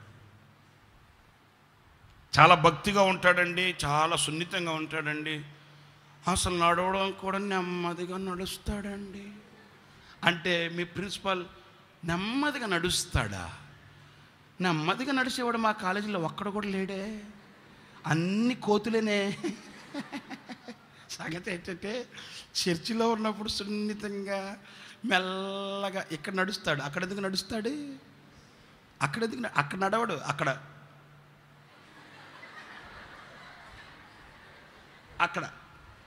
ఇక్కడికి వస్తే బైబిల్ పట్టుకొని పేదలాడు అన్నయ్య సోత్రం, ఇక్కడేమో నీరసం జబ్బోళ్ళలాగా ఉంటాడు.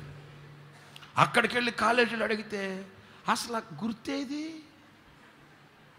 ఏంటంటే, ఆడ సంగతి చెబుతుంటే మీరు నవ్వారు, మీ సంగతి ఏంటమ్మా? ఇప్పుడు చూడండి, ముఖాలన్నీ సాదా ముఖాలన్నీ తేట తెల్లగా. అబ్బా, మరి రేపటి నుంచి బ్యాగులో ఉన్నవన్నీ బయటకు వచ్చేస్తాయి కదా. ఇక చూసుకో, చెవులకి, ముక్కులకి, మెడలకి, కాళ్ళకి, చేతులకి సందు లేకుండా తగిలిచ్చేస్తారు. ఇక అక్కడికి వచ్చి రేపటి రోజున మిమ్మల్ని గుర్తించగలమా? నేను ఒక మాట మిమ్మల్ని అడుగుతున్నాను. ఇదిగో ఇక్కడ కూర్చొని ఉన్నట్లుగానే, ఈ పవిత్రతలో, ఈ పరిశుద్ధంగా ఇక్కడ కూర్చొని ఉన్నట్లుగానే మీ అయినపోయిన వాళ్ళు, రక్త సంబంధికుల, బంధమిత్రాదుల వివాహాల కార్యక్రమాల్లో మిమ్మల్ని ఎట్లా గుర్తించగలమా? వివాహాలకు వచ్చామనుకోండి, వివాహాలకు, పెళ్ళిళ్ళకి మీరు ఎదురుగా వచ్చి, అన్నయ్య ఫేసలాడు అన్నయ్య, కుర్చీ దమ్మంటావా అన్నయ్య అన్న కూడా వద్దులేమ్మా. ఎందుకని? ఈమె ఎవరో మనకు తెలియదు కదా. అన్నయ్య నేనన్నయ్య ఆదివారం గోరంట్ల మందిరంలో, అన్నయ్య నేనన్నయ్య ఆదివారమా గోరంట్ల, నువ్వా? రేపటి నుంచి వస్తావా తల్లి? వస్తావా కాదన్నయ్య, 8 years. కారణం ఏంటంటే అప్పుడు కనుక్కోలేము. ఎందుకంటే అప్పుడు ఇక్కడున్న కనురప్పులన్నీ పైకి వెళ్ళిపోయి ఉంటాయి కదా. మరేంటి, మరలా ఇక్కడి నుంచి ఇక్కడ దాకా కృష్ణానది బ్యారేజ్ వంతెన కట్టేసి ఉంటుంది, ముందుకు లాగేసి ఉంటుంది జుట్టు అంత ఇట్లాగా.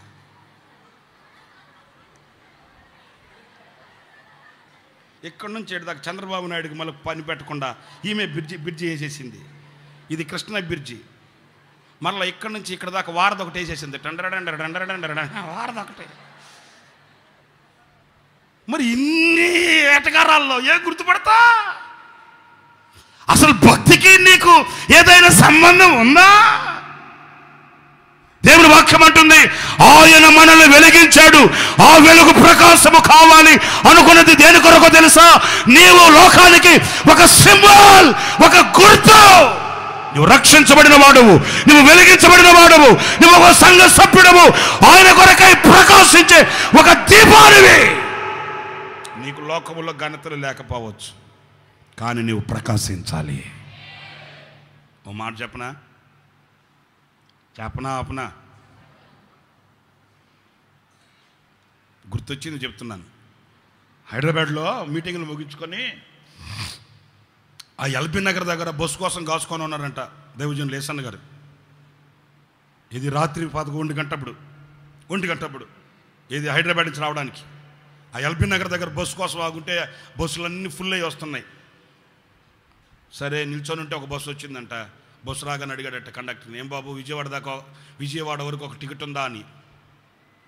ఆ కండక్టర్ అన్నాడట, బా అదృష్టవంతుడు అయ్యా నువ్వు, ఒక్క సీటే ఖాళీ ఉంది, ఎక్కువ అన్నాడట.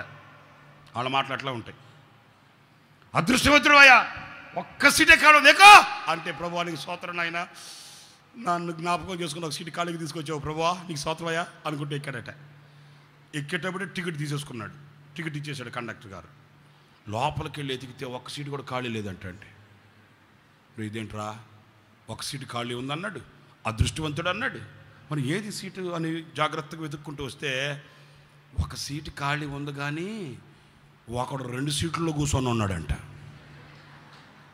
మీకు అర్థమేంటిది కదా, ఇంకా వాడికి 2 సీట్లు సరిపోయినాయి. అప్పుడు వేస్తాను కదా, ఓహో అదే సంగతి. ఇప్పుడు వీటి దగ్గరికి వెళ్ళి ఏమో కొంచెం జరగరా అంటే ఇంకేం జరుగుతాడు? ఎక్కడ స్థలం ఉంటే జరుగుతాడు? ఇంకా రేగు బద్దలు తీసుకొని జరగాలట. ఇంకెట్లా 2 సీట్లు సరిపోయాడు వీడు. సరే ఏం చేస్తాం? ఇప్పుడు కండక్టర్ బాబు దగ్గరికి వెళ్ళి, బాబు నా టికెట్ డబ్బులు నాకు ఇచ్చేయి అన్నాం అనుకో, ఆడక్కడ ఇస్తాడు. టికెట్ కొట్టేసిన తర్వాత ఏం చేద్దాం, సరే కానీ అని ఆ కమ్మి పట్టుకొని పాపం అలాగ నిల్చొని పాపం నిద్రపోతూ అట్లాగనుకుంటూ సూర్యాపేట దాకా వచ్చారంటండి. ఏసన్న గారు అట్లాగే చెప్పాడండి, నేను ఎట్లాగే చెప్తున్నానండి. మీకు ఎవరికైనా డౌట్ వస్తే వెళ్ళి ఏసన్న గారిని అడిగేసారండి, నో ప్రాబ్లం. మీరు వెళ్ళేది లేదు, మళ్ళీ వచ్చేది లేదు. ఇక ఆ పాపం ఆ కమ్మి పట్టుకుని సూర్యాపేట దాకా వచ్చాడట.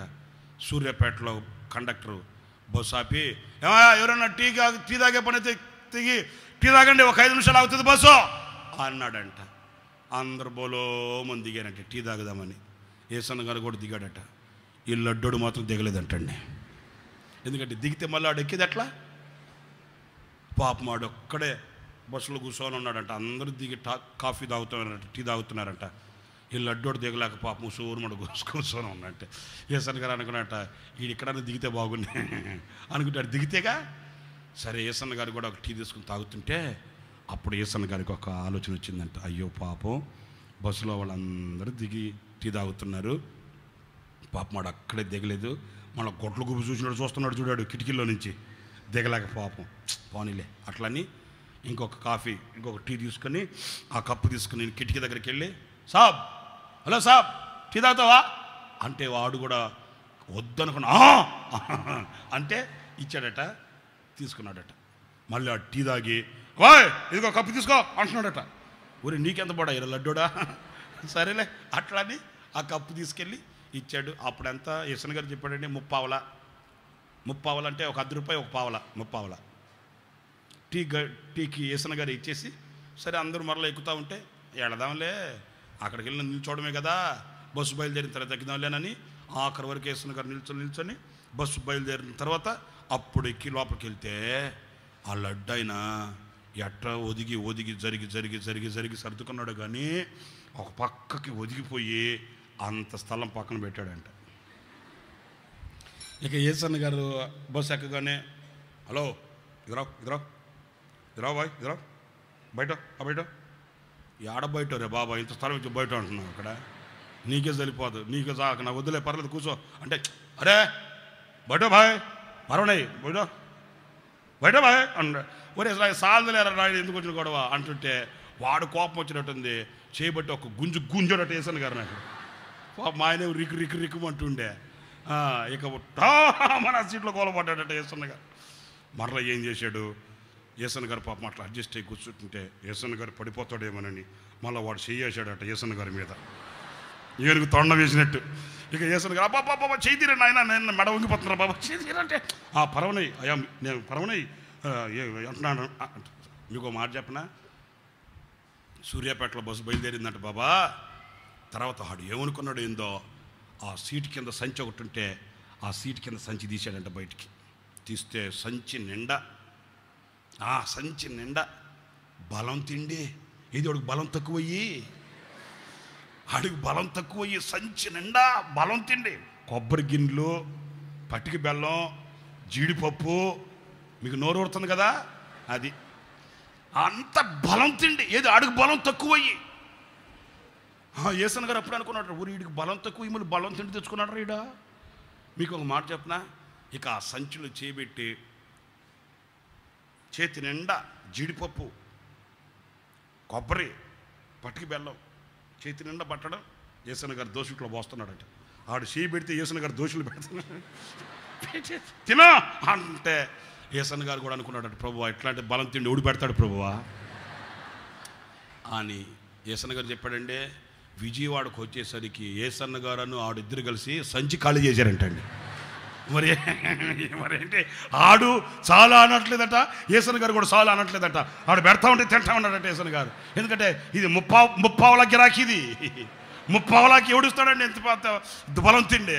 ఇక యశన్ గారు కూడా తింటా, ఇద్దరు కలిసి దేవుడి దేవల్ల సంచి ఖాళీ చేసి, దేవుడి దేవల్ల అదేంటి ఇబ్రహీంపట్నం వచ్చేసరికి ఖాళీ ఇదిలో కొట్టి బయట వేసేసాడట సంచిని. ఓ దేవానిలే.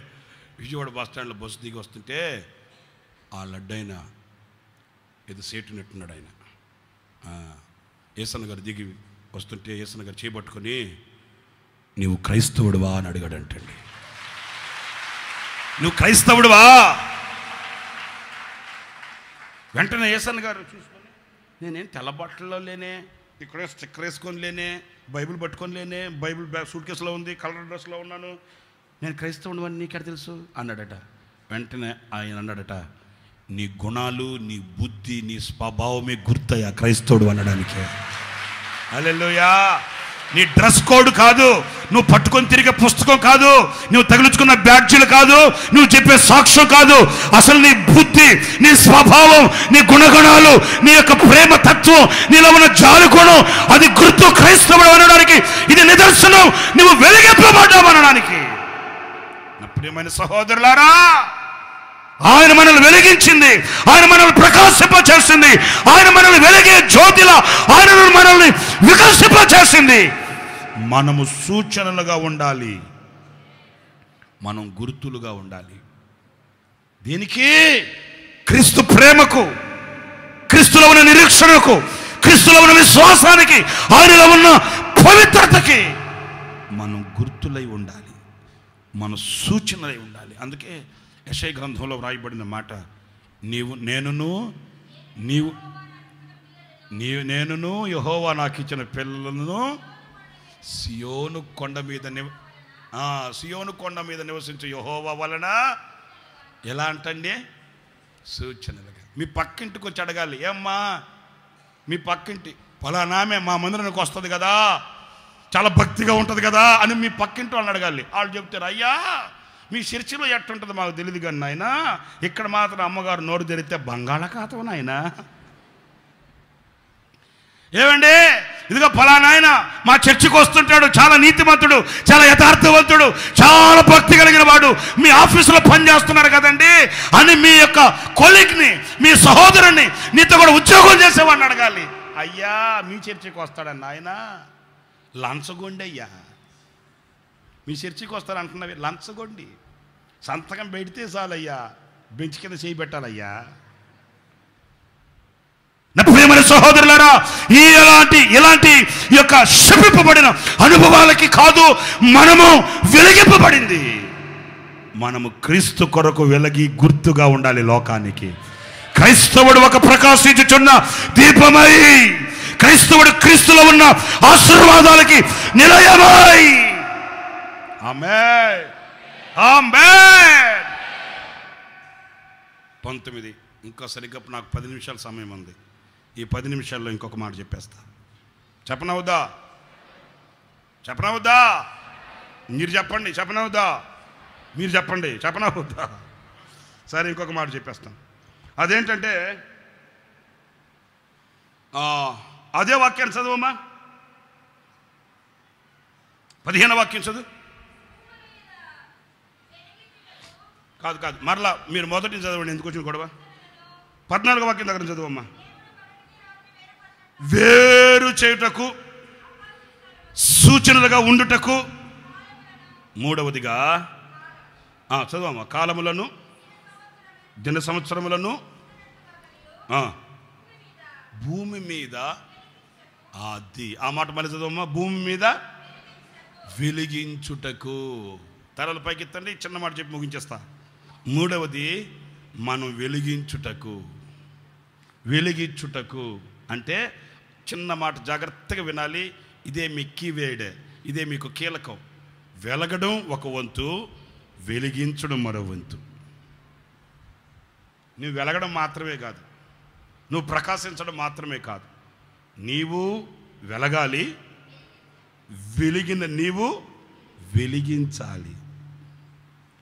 నీవు ప్రకాశించాలి, ప్రకాశించుచున్న నీవు అనేకులను ప్రకాశింపచేయాలి.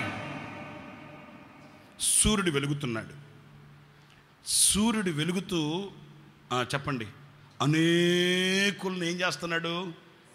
వెలిగిస్తున్నాడు.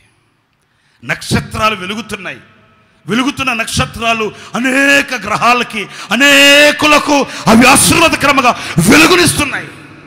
నేను ఒక్క మాట మీతో చెప్తున్నాను, మీరు వెలుగుతున్నారు, మనం వెలుగుతున్న మనం మరి వెలిగించగలిగిన వ్యక్తిత్వం కలిగి ఉన్నామా? వెలిగించవలసిన మనం అనేక దీపాలను ఆర్పివేస్తున్నామా? కాస్త చివరి మాట కొంచెం కఠోరంగా ఉంటుంది మీకు, అయినా మనం పరీక్షించుకోవాలి దేవుని వాక్యం ఎదుట. మనం వెలిగించేది వారమా? చెప్పండి. ఆర్పివేసేవారమా? మనల్ని వెలిగించింది ఆయన, మనము అనేకులను వెలిగించడానికి, అనేకులకు వెలుగివ్వడానికి, అనేకులను మనము వెలుగుమయముగా చేయడానికి, మన ద్వారా అనేకులు వెలిగింపబడిన వారై వాళ్ళ శోధనలలో జయాన్ని పొంది, వాళ్ళ శ్రమలలో శక్తిని పొందుకొని, వాళ్ళ కన్నీళ్లలో ఆదరణ పొందుకోవడానికి. కానీ ఈ రోజున అనేకులు చేస్తున్న పని ఏంటంటే, వాళ్ళు వెలిగింపబడిన దీపాల్ని ఆర్పివేస్తున్నారండి. నా ప్రియమైన సహోదరులారా, దేవుని వాక్యంలో ఇలా వ్రాయబడి ఉంది, ఆకలి అలిమివేస్తుంది, వాళ్ళని దోచివేస్తుంది, నలిపేస్తుంది. అప్పటికే వాళ్ళు అన్న పానాలు మానేశారు, నావ ఎటు వెళ్తుందో అర్థం కావట్లేదు. ఈ రోజున బ్రతికాం, రేపటి రోజున ఏమవుతుందో అర్థం కాని అయోమయములో ఆ సముద్రములో నావ అల్లల్లాడిపోతే తల్లడిల్లిపోతున్నారు, అర్థం కాని అయోమయంలో ఉన్నారు. అంతలో అపోస్తలుడైన పౌలు లేచాడు. ఏమన్నాడో తెలుసా? సహోదరులారా, మీరు భయపడకండి. గత రాత్రి దేవుడు నాతో మాట్లాడాడు. కొట్టండి చప్పట్లు గట్టిగా ప్రభుత్వం. Praise the Lord. నేను ఒక మాట చెప్తాను, వినండి. నీ కుటుంబంలో నువ్వు వెలిగించే దీపమైనప్పుడు నీ పిల్లలు ఎప్పుడు అధైర్యపడరు. నీ కుటుంబంలో నీవు వెలిగించే దీపమైనప్పుడు నీ భార్య ఎప్పుడు విశ్వాసంలో అధైర్యపడదు, నీ భర్త ఎప్పుడు విశ్వాసంలో అధైర్యపడడు. అలాంటి అధైర్యం నీ కుటుంబాన్ని నలిపివేస్తుందంటే నీవు వెలిగించే దీపంలా లేవు. వెలిగించే దీపంలా లేవు. నీవు వెలిగించే దీపం అన్నప్పుడు చీకటిని పారద్రోలగలుగుతావు, అధైర్యాన్ని అధిగమించగలుగుతావు, శోధనల్ని జయించగలుగుతావు. హల్లెలూయా చెప్పాలి. హల్లెలూయా, హల్లెలూయా. కొందరు యోబు భార్య లాంటి దీపాలు అయిపోయారు. కొందరు యోబు భార్య లాంటి దీపాలు. కృంగిన వాడిని చెప్పండి ఇంకా కృంగదీయడం. అర్థమవుతుందా? అధైర్యపడిన వాళ్ళని ఇంకా ధైర్యపరచడం. నా ప్రియమైన సహోదరులారా, ఇదిగో కొంతమంది ఎలాగైపోయారంటే వెలుగుతున్న దీపాలని ఆర్పివేయడానికి సాహసించిన, అదిగో తన యొక్క శక్తి, తన యొక్క బలం, తన ఆలోచన నెరవేర్చుకోవడానికి స్వచిత్తం కొరకై దేవుని యొక్క ప్రణాళికకు ఎదురాడే వ్యక్తులు అయిపోయారు. ఒక మాట నేను చెప్తాను, జాగ్రత్తగా వినండి. నీవు వెలగాలి, నీవు అనేకులను వెలిగించాలి అన్నప్పుడు అపోస్తలుడైన పౌలు చూడండి, మీరు కంగారు పడద్దు, మీరు అధైర్యపడద్దు. ఎందుకు మీరు అలాగైపోతున్నారు? ఈ శోధనలన్నీ ఇలాగే ఉంటాయా? ఈ సముద్రపు కెరటాలంతా చివరి వరకు ఇట్లాగే ఉంటాయా? అర్థమవుతుందా? నువ్వు భయపడద్దు. కొంతమందికి ఎంత ధైర్యం చెప్పినా వాళ్ళకి ధైర్యం రాదండి. నాకు తెలుసు కొంతమంది. నువ్వు ఎన్ని వాక్యాలను చెప్పు, ఎంత ప్రార్థనలను చేయి. మీకు ఒక చిన్న మాట చెప్తా. ఒక పాస్టర్ గారు పాస్టర్ అమ్మ గారు ఇద్దరు కలిసి సముద్రంలో ప్రయాణం చేస్తున్నారంట. అదిగో అక్కడికి వెళ్ళాలి. తలల పైకి నన్ను చూడండి. సరే, అప్పుడు ఏం జరిగింది? సగం సముద్రంలోకి వెళ్ళేసరికి తుఫాన్ రేగింది. ఆ పడవ అల్లల్లాడిపోతుంది. ఇది కథలేండి, జరిగిన సంగతి కాదు, కథ. మరణ దానికి మీరు ఆధారాలుగా అడగద్దు. ఆ పడవలో వీళ్ళిద్దరే ఉన్నారా, ఇంకెవరు లేరా, మీరు ఇట్లాంటి పాయింట్లు అడిగితే నేను చెప్పలేను. ఇది కథ. సరే, పాస్టర్ అమ్మ గారు ఇద్దరు వెళ్తుంటే సముద్రంలో అలచడి రేగింది. ఇక అంతలో నేను చెప్పేదేముంది, ఇక పాస్టర్ గారు నిబ్బరంగా ఉన్నాడు, ధైర్యంగా. నన్ను ఏమనుకోద్దండి స్త్రీలు. ఇక పాస్టర్ అమ్మ గారు లేచింది. ఓయ్యా, ఓయమ్మా, నా పిల్లలు ఏమవుతారు అయ్యా, నా పిల్లలకి తల్లి లేని వాళ్ళు అయిపోతారు అయ్యా అని లేచిందంట. పాస్టర్ గారు చెప్పాడు, ఇదిగో నువ్వు కంగారు పడద్దు, నువ్వు ధైర్యంగా ఉండు, ఏం కాదు అంటే ఏంటయ్యా, ఒక కురిసే వర్షం కనిపించలేదా నాయన? ఇక చూడండి, పాస్టర్ గారు చెప్పాడు. ఈ అమ్మకి ఎంత చెప్పినా చెప్పండి అస్సలు ఇక చెప్పి ఎంత చెప్పినా ఈమె కంగారు ఎక్కువైపోతుంది, ఈమె గొడవ ఎక్కువైపోతుంది. ఇక కోపం వచ్చి వెంటనే పాస్టర్ గారు ఏం చేశాడో తెలుసా? అక్కడ అటువైపు చూస్తే అక్కడ కత్తి ఉందంట. ఆ కత్తి తీసుకొని వచ్చేసాడట. ఏం చేస్తా? ఆ పాస్టర్ అమ్మ గారు ఏడుస్తూ కూడా అంటుందట, నువ్వు నన్ను చంపలేవులే అంటుందట. నా బంగారు తల్లి, నువ్వు నన్ను చంపలేవులే. ఎందుకని అంటే అంటుందట, నన్ను పెళ్లి చేసుకున్నావు కదా, నన్ను ప్రేమించినావు కదా, నువ్వు నన్ను ప్రేమించినాడు కదా, నన్ను చంపుతావా అనిందంట. అప్పుడు చెప్పాడట పాస్టర్ గారు, కత్తి పక్కన పెట్టి, పిచ్చిదానా, నిన్ను ప్రేమించిన భర్తనే నేను చంపలేకపోతే మనల్ని ప్రేమించిన తండ్రి చంపుతాడా మనల్ని? స్తోత్రం కలుగును గాక. అరే నేనే చంపలేనే, నిన్ను ప్రేమించిన నేనే నీ మీద కత్తేయలేనే, నిన్ను చంపలేనే. మనల్ని ప్రేమించిన తండ్రి ముదిమి వచ్చు వరకు నిన్ను ఎత్తుకుంటానని చెప్పిన నా పరలోకపు తండ్రి మనల్ని నడి సముద్రంలో చేయబడిస్తాడా అనిందంట. ఇంకా పాచిమోహమా నరుమై, ఇంకా నోరు మోస్తలే. నా పిల్లరా, మనం ఆర్చేవాళ్ళం కాకూడదు, అధైర్యపరిచేవాళ్ళం కాకూడదు. ఇంకేముంది, అయిపోయింది, ఇంకేముంది, అంతా అయిపోయింది, అదిగో కళ్ళు కూడా బయటకు వచ్చేసాయి, అదిగో మూతి కూడా పక్కకు పోయింది, అదిగో చేయి కూడా లాగుతుంది. ఆర్చేవాళ్ళం కాకూడదు.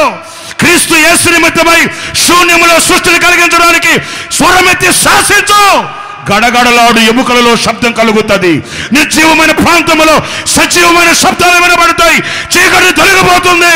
ఆశ్చర్యకరమైన వెలుగు కలుగుతుంది. అలాంటి వెలిగించేటి దీపముగా నిన్ను ఉంచడానికే ఆయన నిన్ను వెలిగించాడు. హల్లెలూయా, హల్లెలూయా.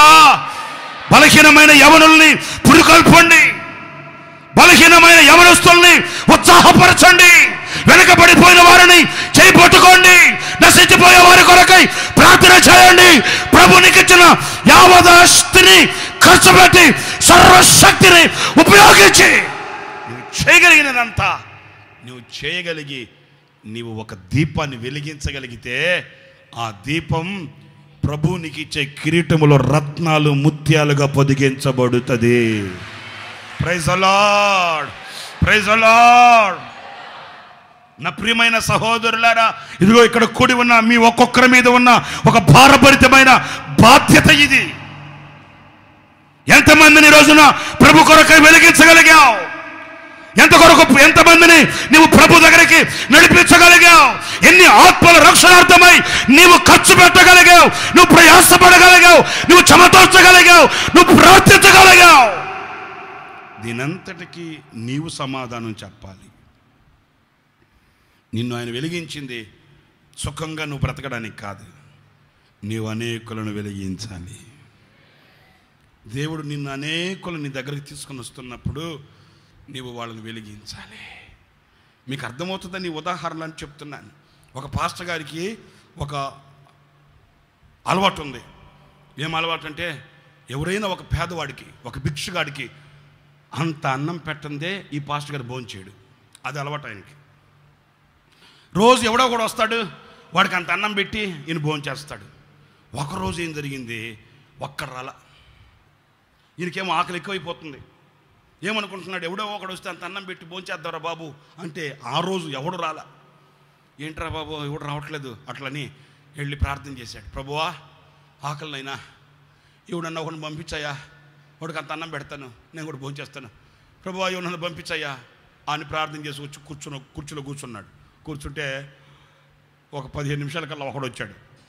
నామాలు పెట్టేసుకొని, నామాలు జంజం వేసేసుకొని, పూసలు వేసేసుకొని, చేతులు ఆ కర్ర పట్టుకొని, చెంబు ఒకటి పెట్టుకొని, భవతీ భిక్షాందేహి అంటూ వచ్చాడు. ఆడు పాస్ గారికి ఎక్కింది కిక్కు. వెళ్ళరా వెళ్ళరా బాబు వెళ్ళు, రాకీడు వచ్చాడు కదా ఎలా అట్లా అంటే ఆడు తిట్టుకుంటూ వెళ్ళిపోయాడు. అర్ధగంట అయింది, 30 గంట అయింది, గంట అయింది, ఎవడు రాలా. ఇక్కడేమో గుర్రాలు బయకిస్తున్నాయి.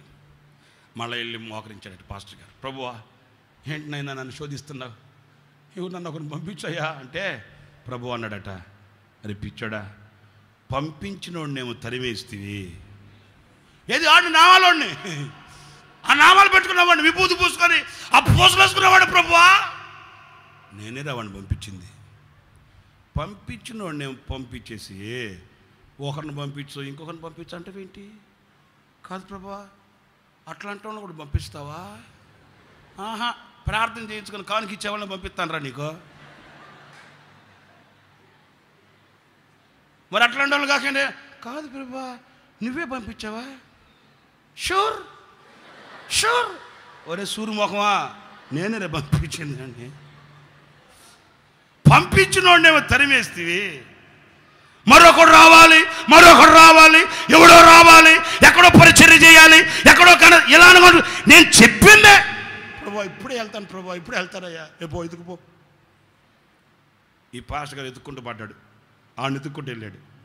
వాడు ఎక్కడ ఉంటాడేంటి, ఆ ఇంటి దగ్గర ఈ ఇంటి దగ్గర ఎక్కడో సందులో గొంతులో ఉంటే వాడి దగ్గరికి వెళ్ళి, అవయా ఇందాక మా ఇంటికి వచ్చావు కదా, రారా అంటే వాడు అన్నాడు, పోవాయా పోవాయా పెద్ద మనిషి. ఇంటికి వచ్చినప్పుడేమో మట్టు మర్యాదలు అన్నాడు, వెళ్ళ అన్నావు అంటే బతిలాడట. కాదురా నేను పాస్టర్ని రా, ప్రార్థన చేస్తుంటే ప్రభు నీ మీద చూపిస్తున్నాడు, నేను ప్రభు పంపించాడట. ప్రభువా నన్ను ఎందుకు, బోవకే రారా రారా నువ్వు పెడతావా, షూర్ షూరే రారని కాళ్ళ దండం పెడతా, రారా బాబా.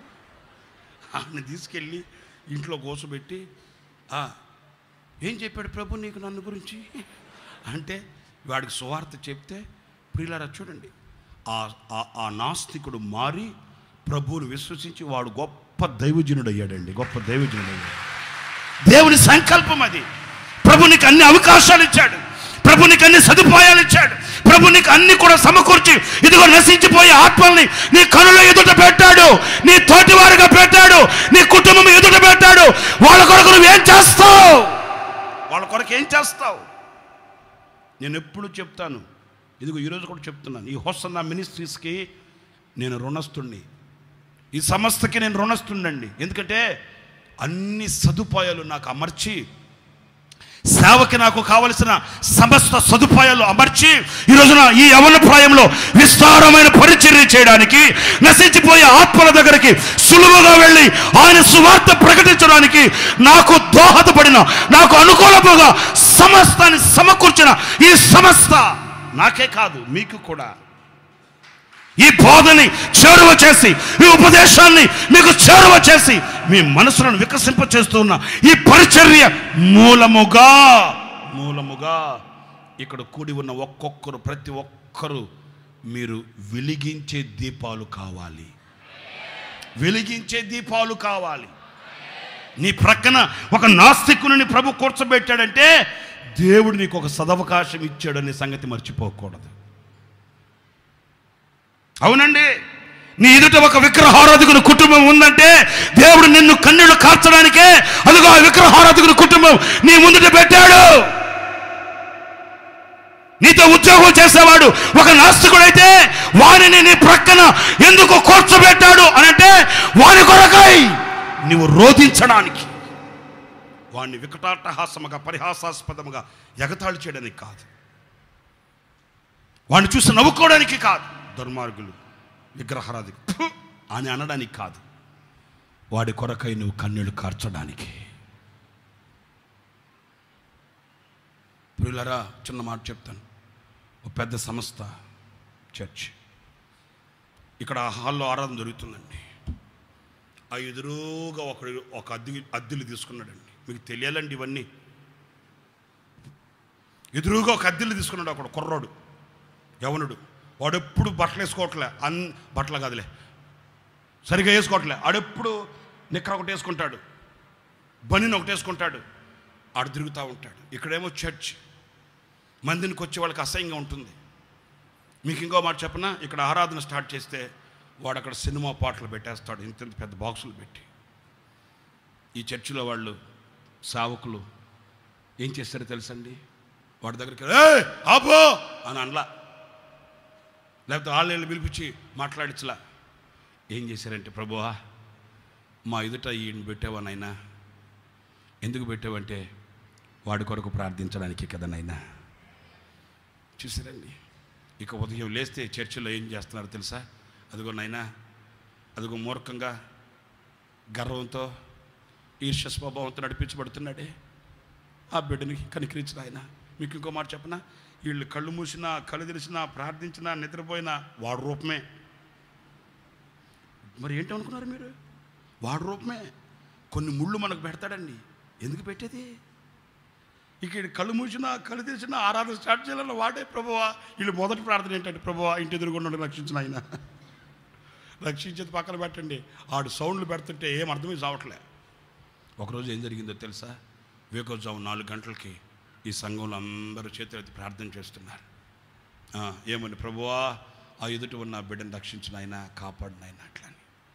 అదే రోజు ఆడు ఆరోగ్యం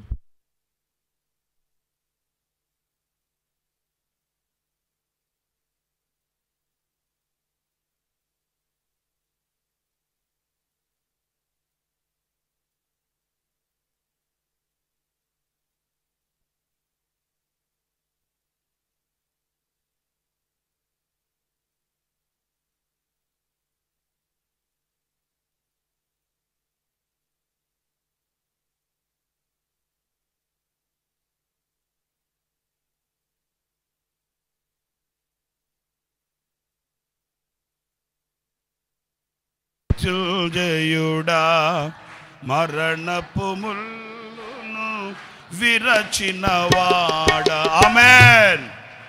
అదే సమయంలో ఆ ఇంట్లో ఆడు జ్వరం వచ్చి గడగడ గడగడ గడగడ వణికిపోతూ అల్లల్లాడిపోతున్నాడంట. ఎవరు లేని పరిస్థితుల్లో ఇక ఆ ఆఖరి క్షణంలో వాడికి ఎందుకో చనిపోతానేమో అని భయం వేసి ఎక్కడ చూసినా ఎవరు లేరు, ఏం చేయాలి అర్థం కాక ఈ చర్చిలో సౌండ్లు వినబడుతున్నాయి. సోదరా సోదరా సోదరా సోదరా సోదరా, గుంటూరు కొరకు సోదరం చెబుదాం, సోదరే సోదరే సోదరే సోదరే అని సౌండ్లు వినబడుతుంటే ఇక్కడ ఎవరన్నా ఉంటారేమో పిలుద్దాం, వాళ్ళ సహాయం కోరుకుందామని వాడు మెల్లగా ఆ చర్చి గేట్ తలుపులు దగ్గరకు వచ్చి వింటే వీళ్ళంతా కన్నీళ్లు గార్చి ప్రార్థన చేస్తున్నారంట.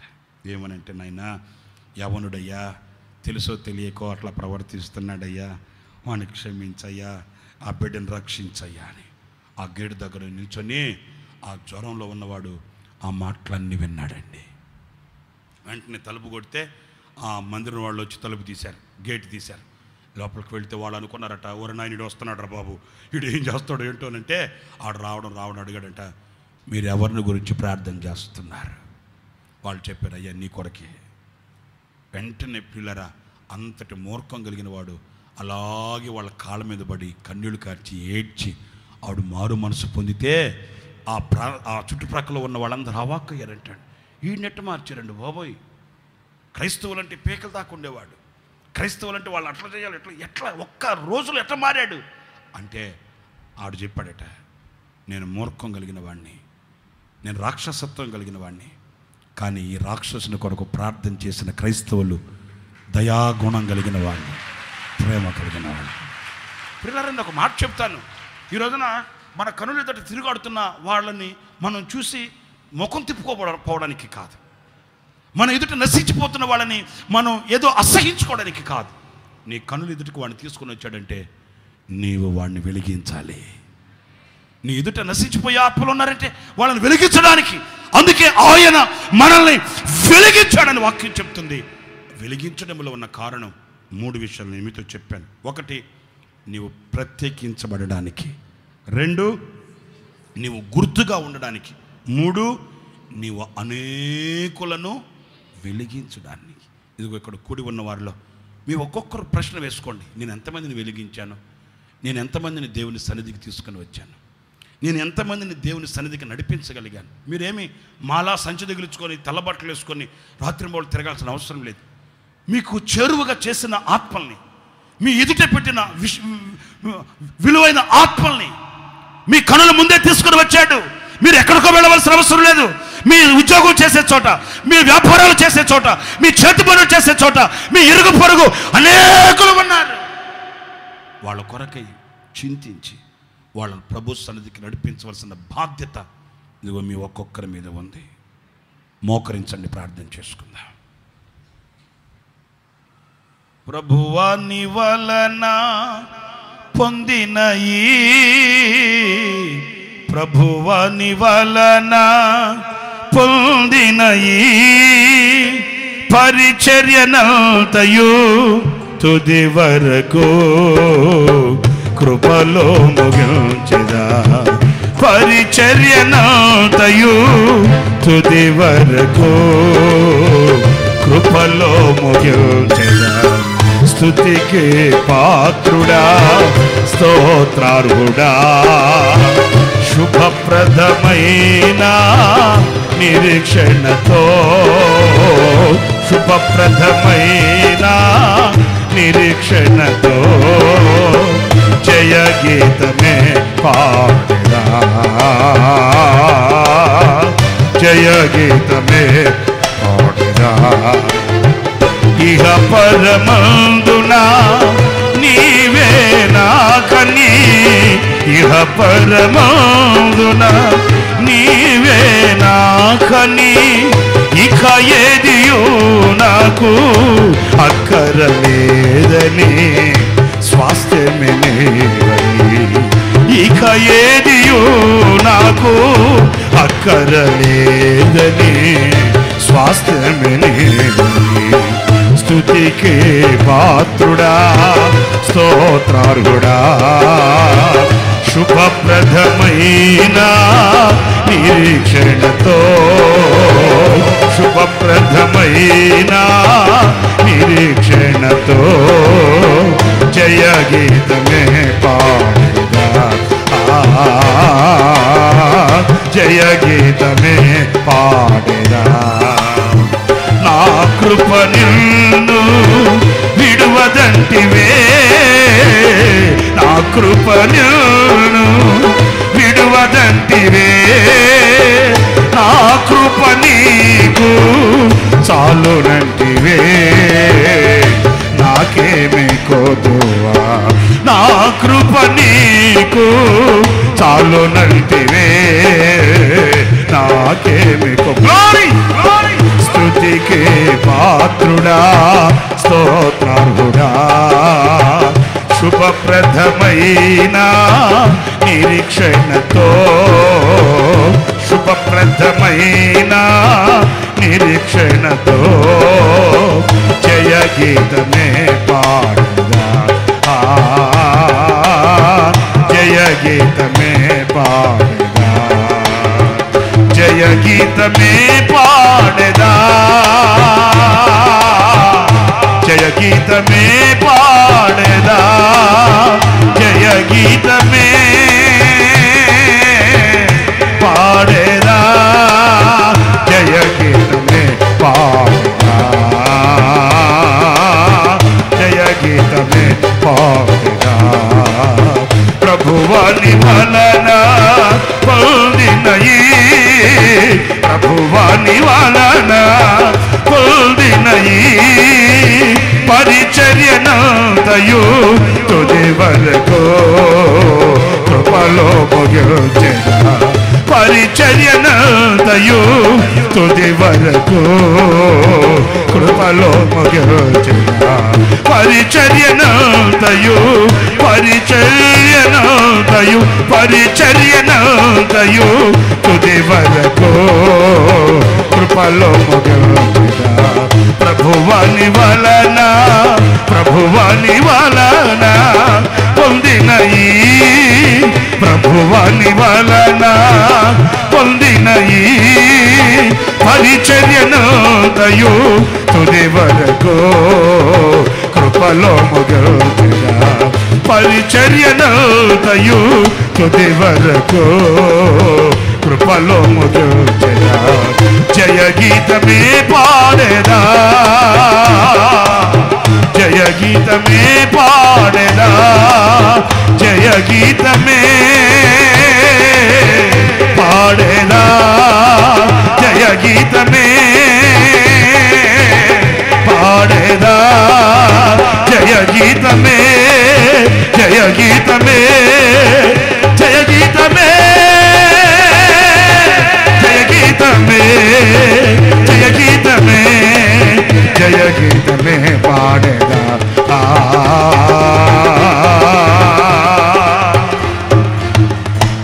జయ గీతమే పాడేదా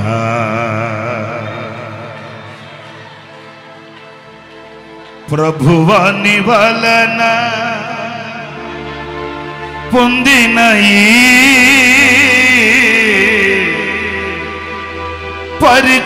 పరిచర్యనంతయు తుది వరకు కృపలో ముగించెదా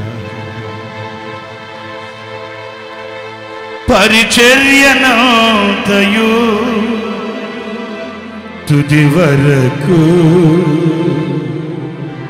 కృపలో ముగించెదా నీతిమంతుని వెలుగు తేజరిల్లుతుంది, అది ఆరిపోదు.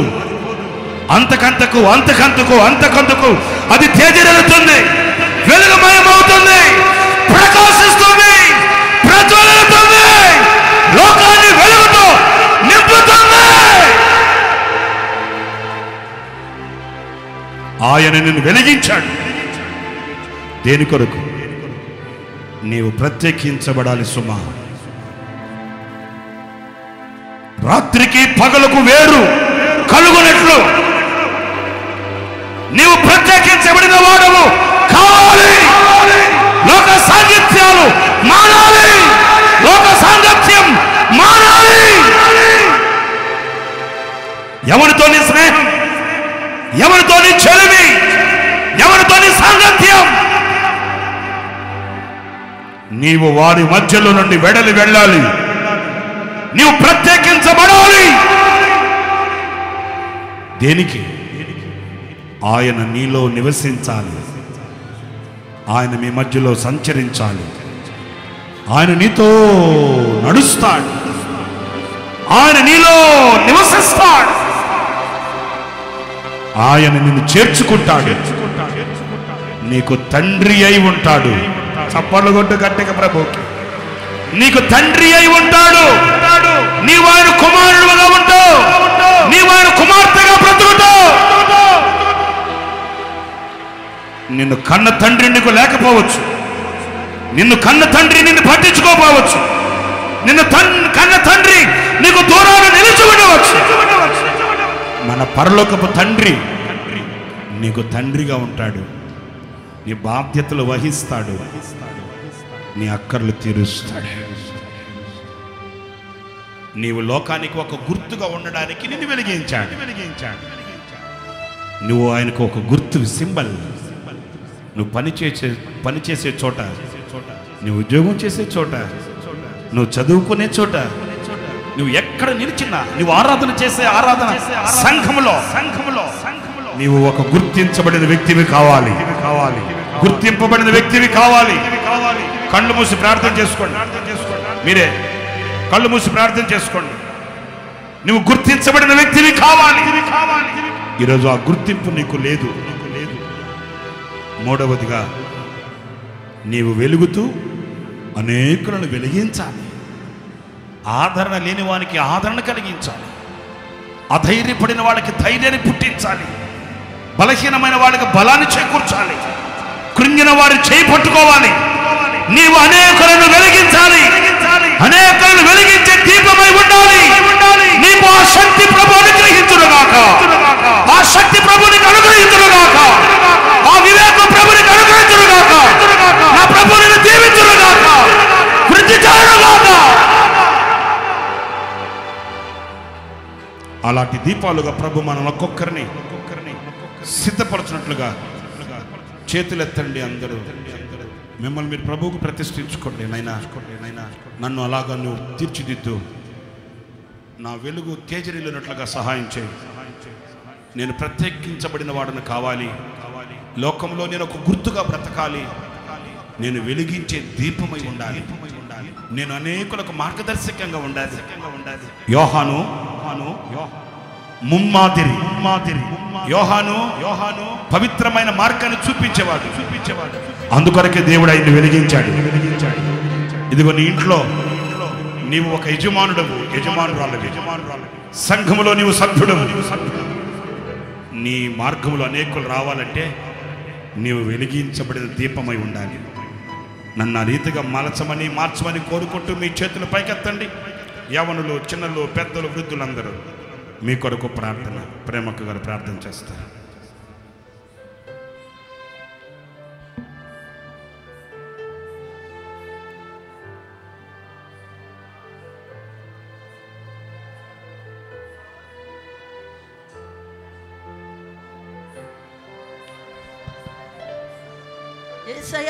స్తోత్రం స్తోత్రం స్తోత్రం. ఆశ్రయ దుర్గమా, నమ్మదగిన వాడా, పరిశుద్ధాత్ముడా, నీతిమంతుడా, జీవాధిపతి, సర్వశక్తిమంతుడా,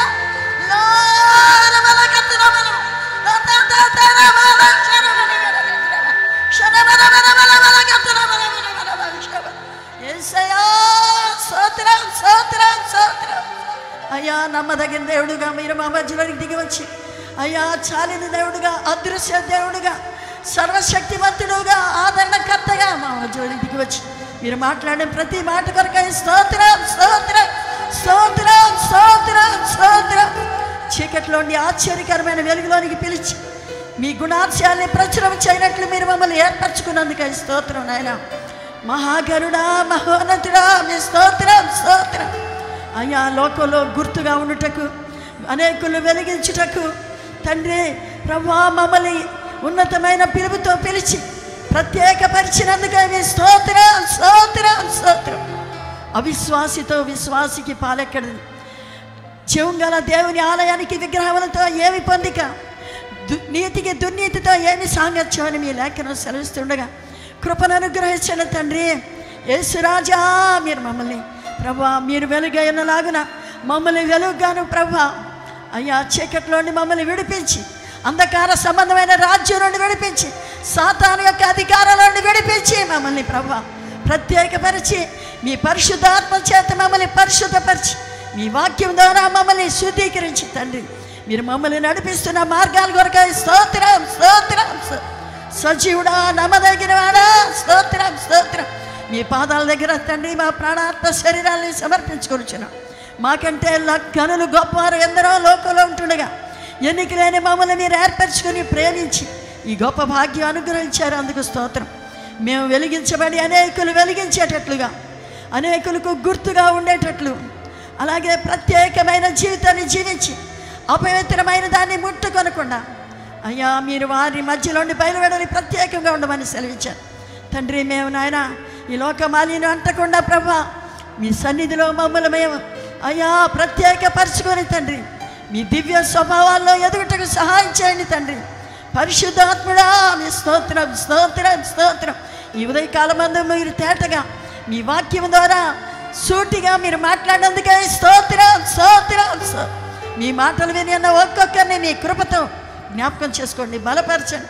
యేసురాజా అనేకులు వెలిగించేవారుగా ఆశీర్వాదకరంగా వెలుగు సంబంధులుగా మార్చి తండ్రి మీరే గొప్ప కార్యాలు చేయమని వేడుకుంటున్నాం తండ్రి. మీ బలమైన హస్తలో మా ప్రాణాత్మ శరీరాన్ని సమర్పించుకొనిచున్నాం. దయచూపండి తండ్రి. కూడి వచ్చిన బిడ్డలందరినీ మీరు ఆశీర్వదించండి తండ్రి.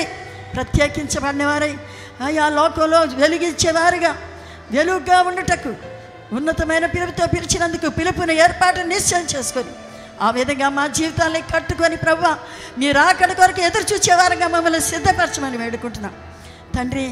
వాక్యం చెప్పిన మీ దాసులు కూడా మరి ఎక్కువగా బలపరిచి ఇంకను కొలతలేని ఆత్మతో నింపి అభిషేకించి నూతనమైన ప్రకటనలు అనుగ్రహించి నీ మహిమార్థమై శక్తివంతంగా వాడుకోమని వేడుకుంటున్నాం. మీ బిడ్డను ఆశీర్వదించండి. కూడి వచ్చిన వారందరినీ మీరు ఆశీర్వదించి ఒక్కరు కూడా వ్యర్థమైపోకుండా ప్రతి బిడ్డకు ప్రభువా మీరే మాట్లాడినందుకే స్తోత్రం. ప్రతి బిడ్డను మీరు కంచి వేసి కాపాడి ప్రభా వెలుగు సంబంధాలలో నడిచి అనేకులు వెలిగించేవారుగా ఆశీర్వాదకరంగా మా జీవితాన్ని మీరు మార్చి మీ ఘననామానికి మాత్రమే మీరు మహిమ తెచ్చుకోమని మా ప్రాణాత్మ శరీరాలు మీ బలమైన హస్తలో సమర్పించుకొనిచున్నారు. కాచి కాపాడి పరిశుద్ధపరిచి మీ నిత్య రాజ్యం కొరకు రాకడి కొరకు సిద్ధపరచమని మీరే మహిమ ఘనత ప్రభావాలు పొందుకోమని మా ప్రభు అయిన యేసుక్రీస్తు పరిశుద్ధ నామములో ప్రార్థించి వేడుకొనిచున్నాము తండ్రి. ఆమేన్. మన తండ్రి అయిన దేవుని ప్రేమ, కుమారుడైన యేసుక్రీస్తు కృప, పరిశుద్ధాత్మనందలి అన్యోన్యమైన సహవాసం, సన్నిధి సముఖం ఈ ఆరాధనలో పాలు పొందిన ఒక్కొక్కరికి ప్రాముఖ్యంగా ప్రజ్వలుతూ ప్రకాశించుచున్న దీపం వలె ఉండాలని కోరిక కలిగిన ఒక్కొక్కరికి సదాకాలం కృపతోడే ఉండి నడిపించును గాక. Amen amen amen. ప్రభు పేరట మీ అందరికీ వందనాలు. ప్రభు మిమ్మల్ని దీవించి ఆశీర్వదించును గాక. మీరు లేచి ఒకరినొకరు వందనం చెప్పి సెలవు తీసుకోనండి.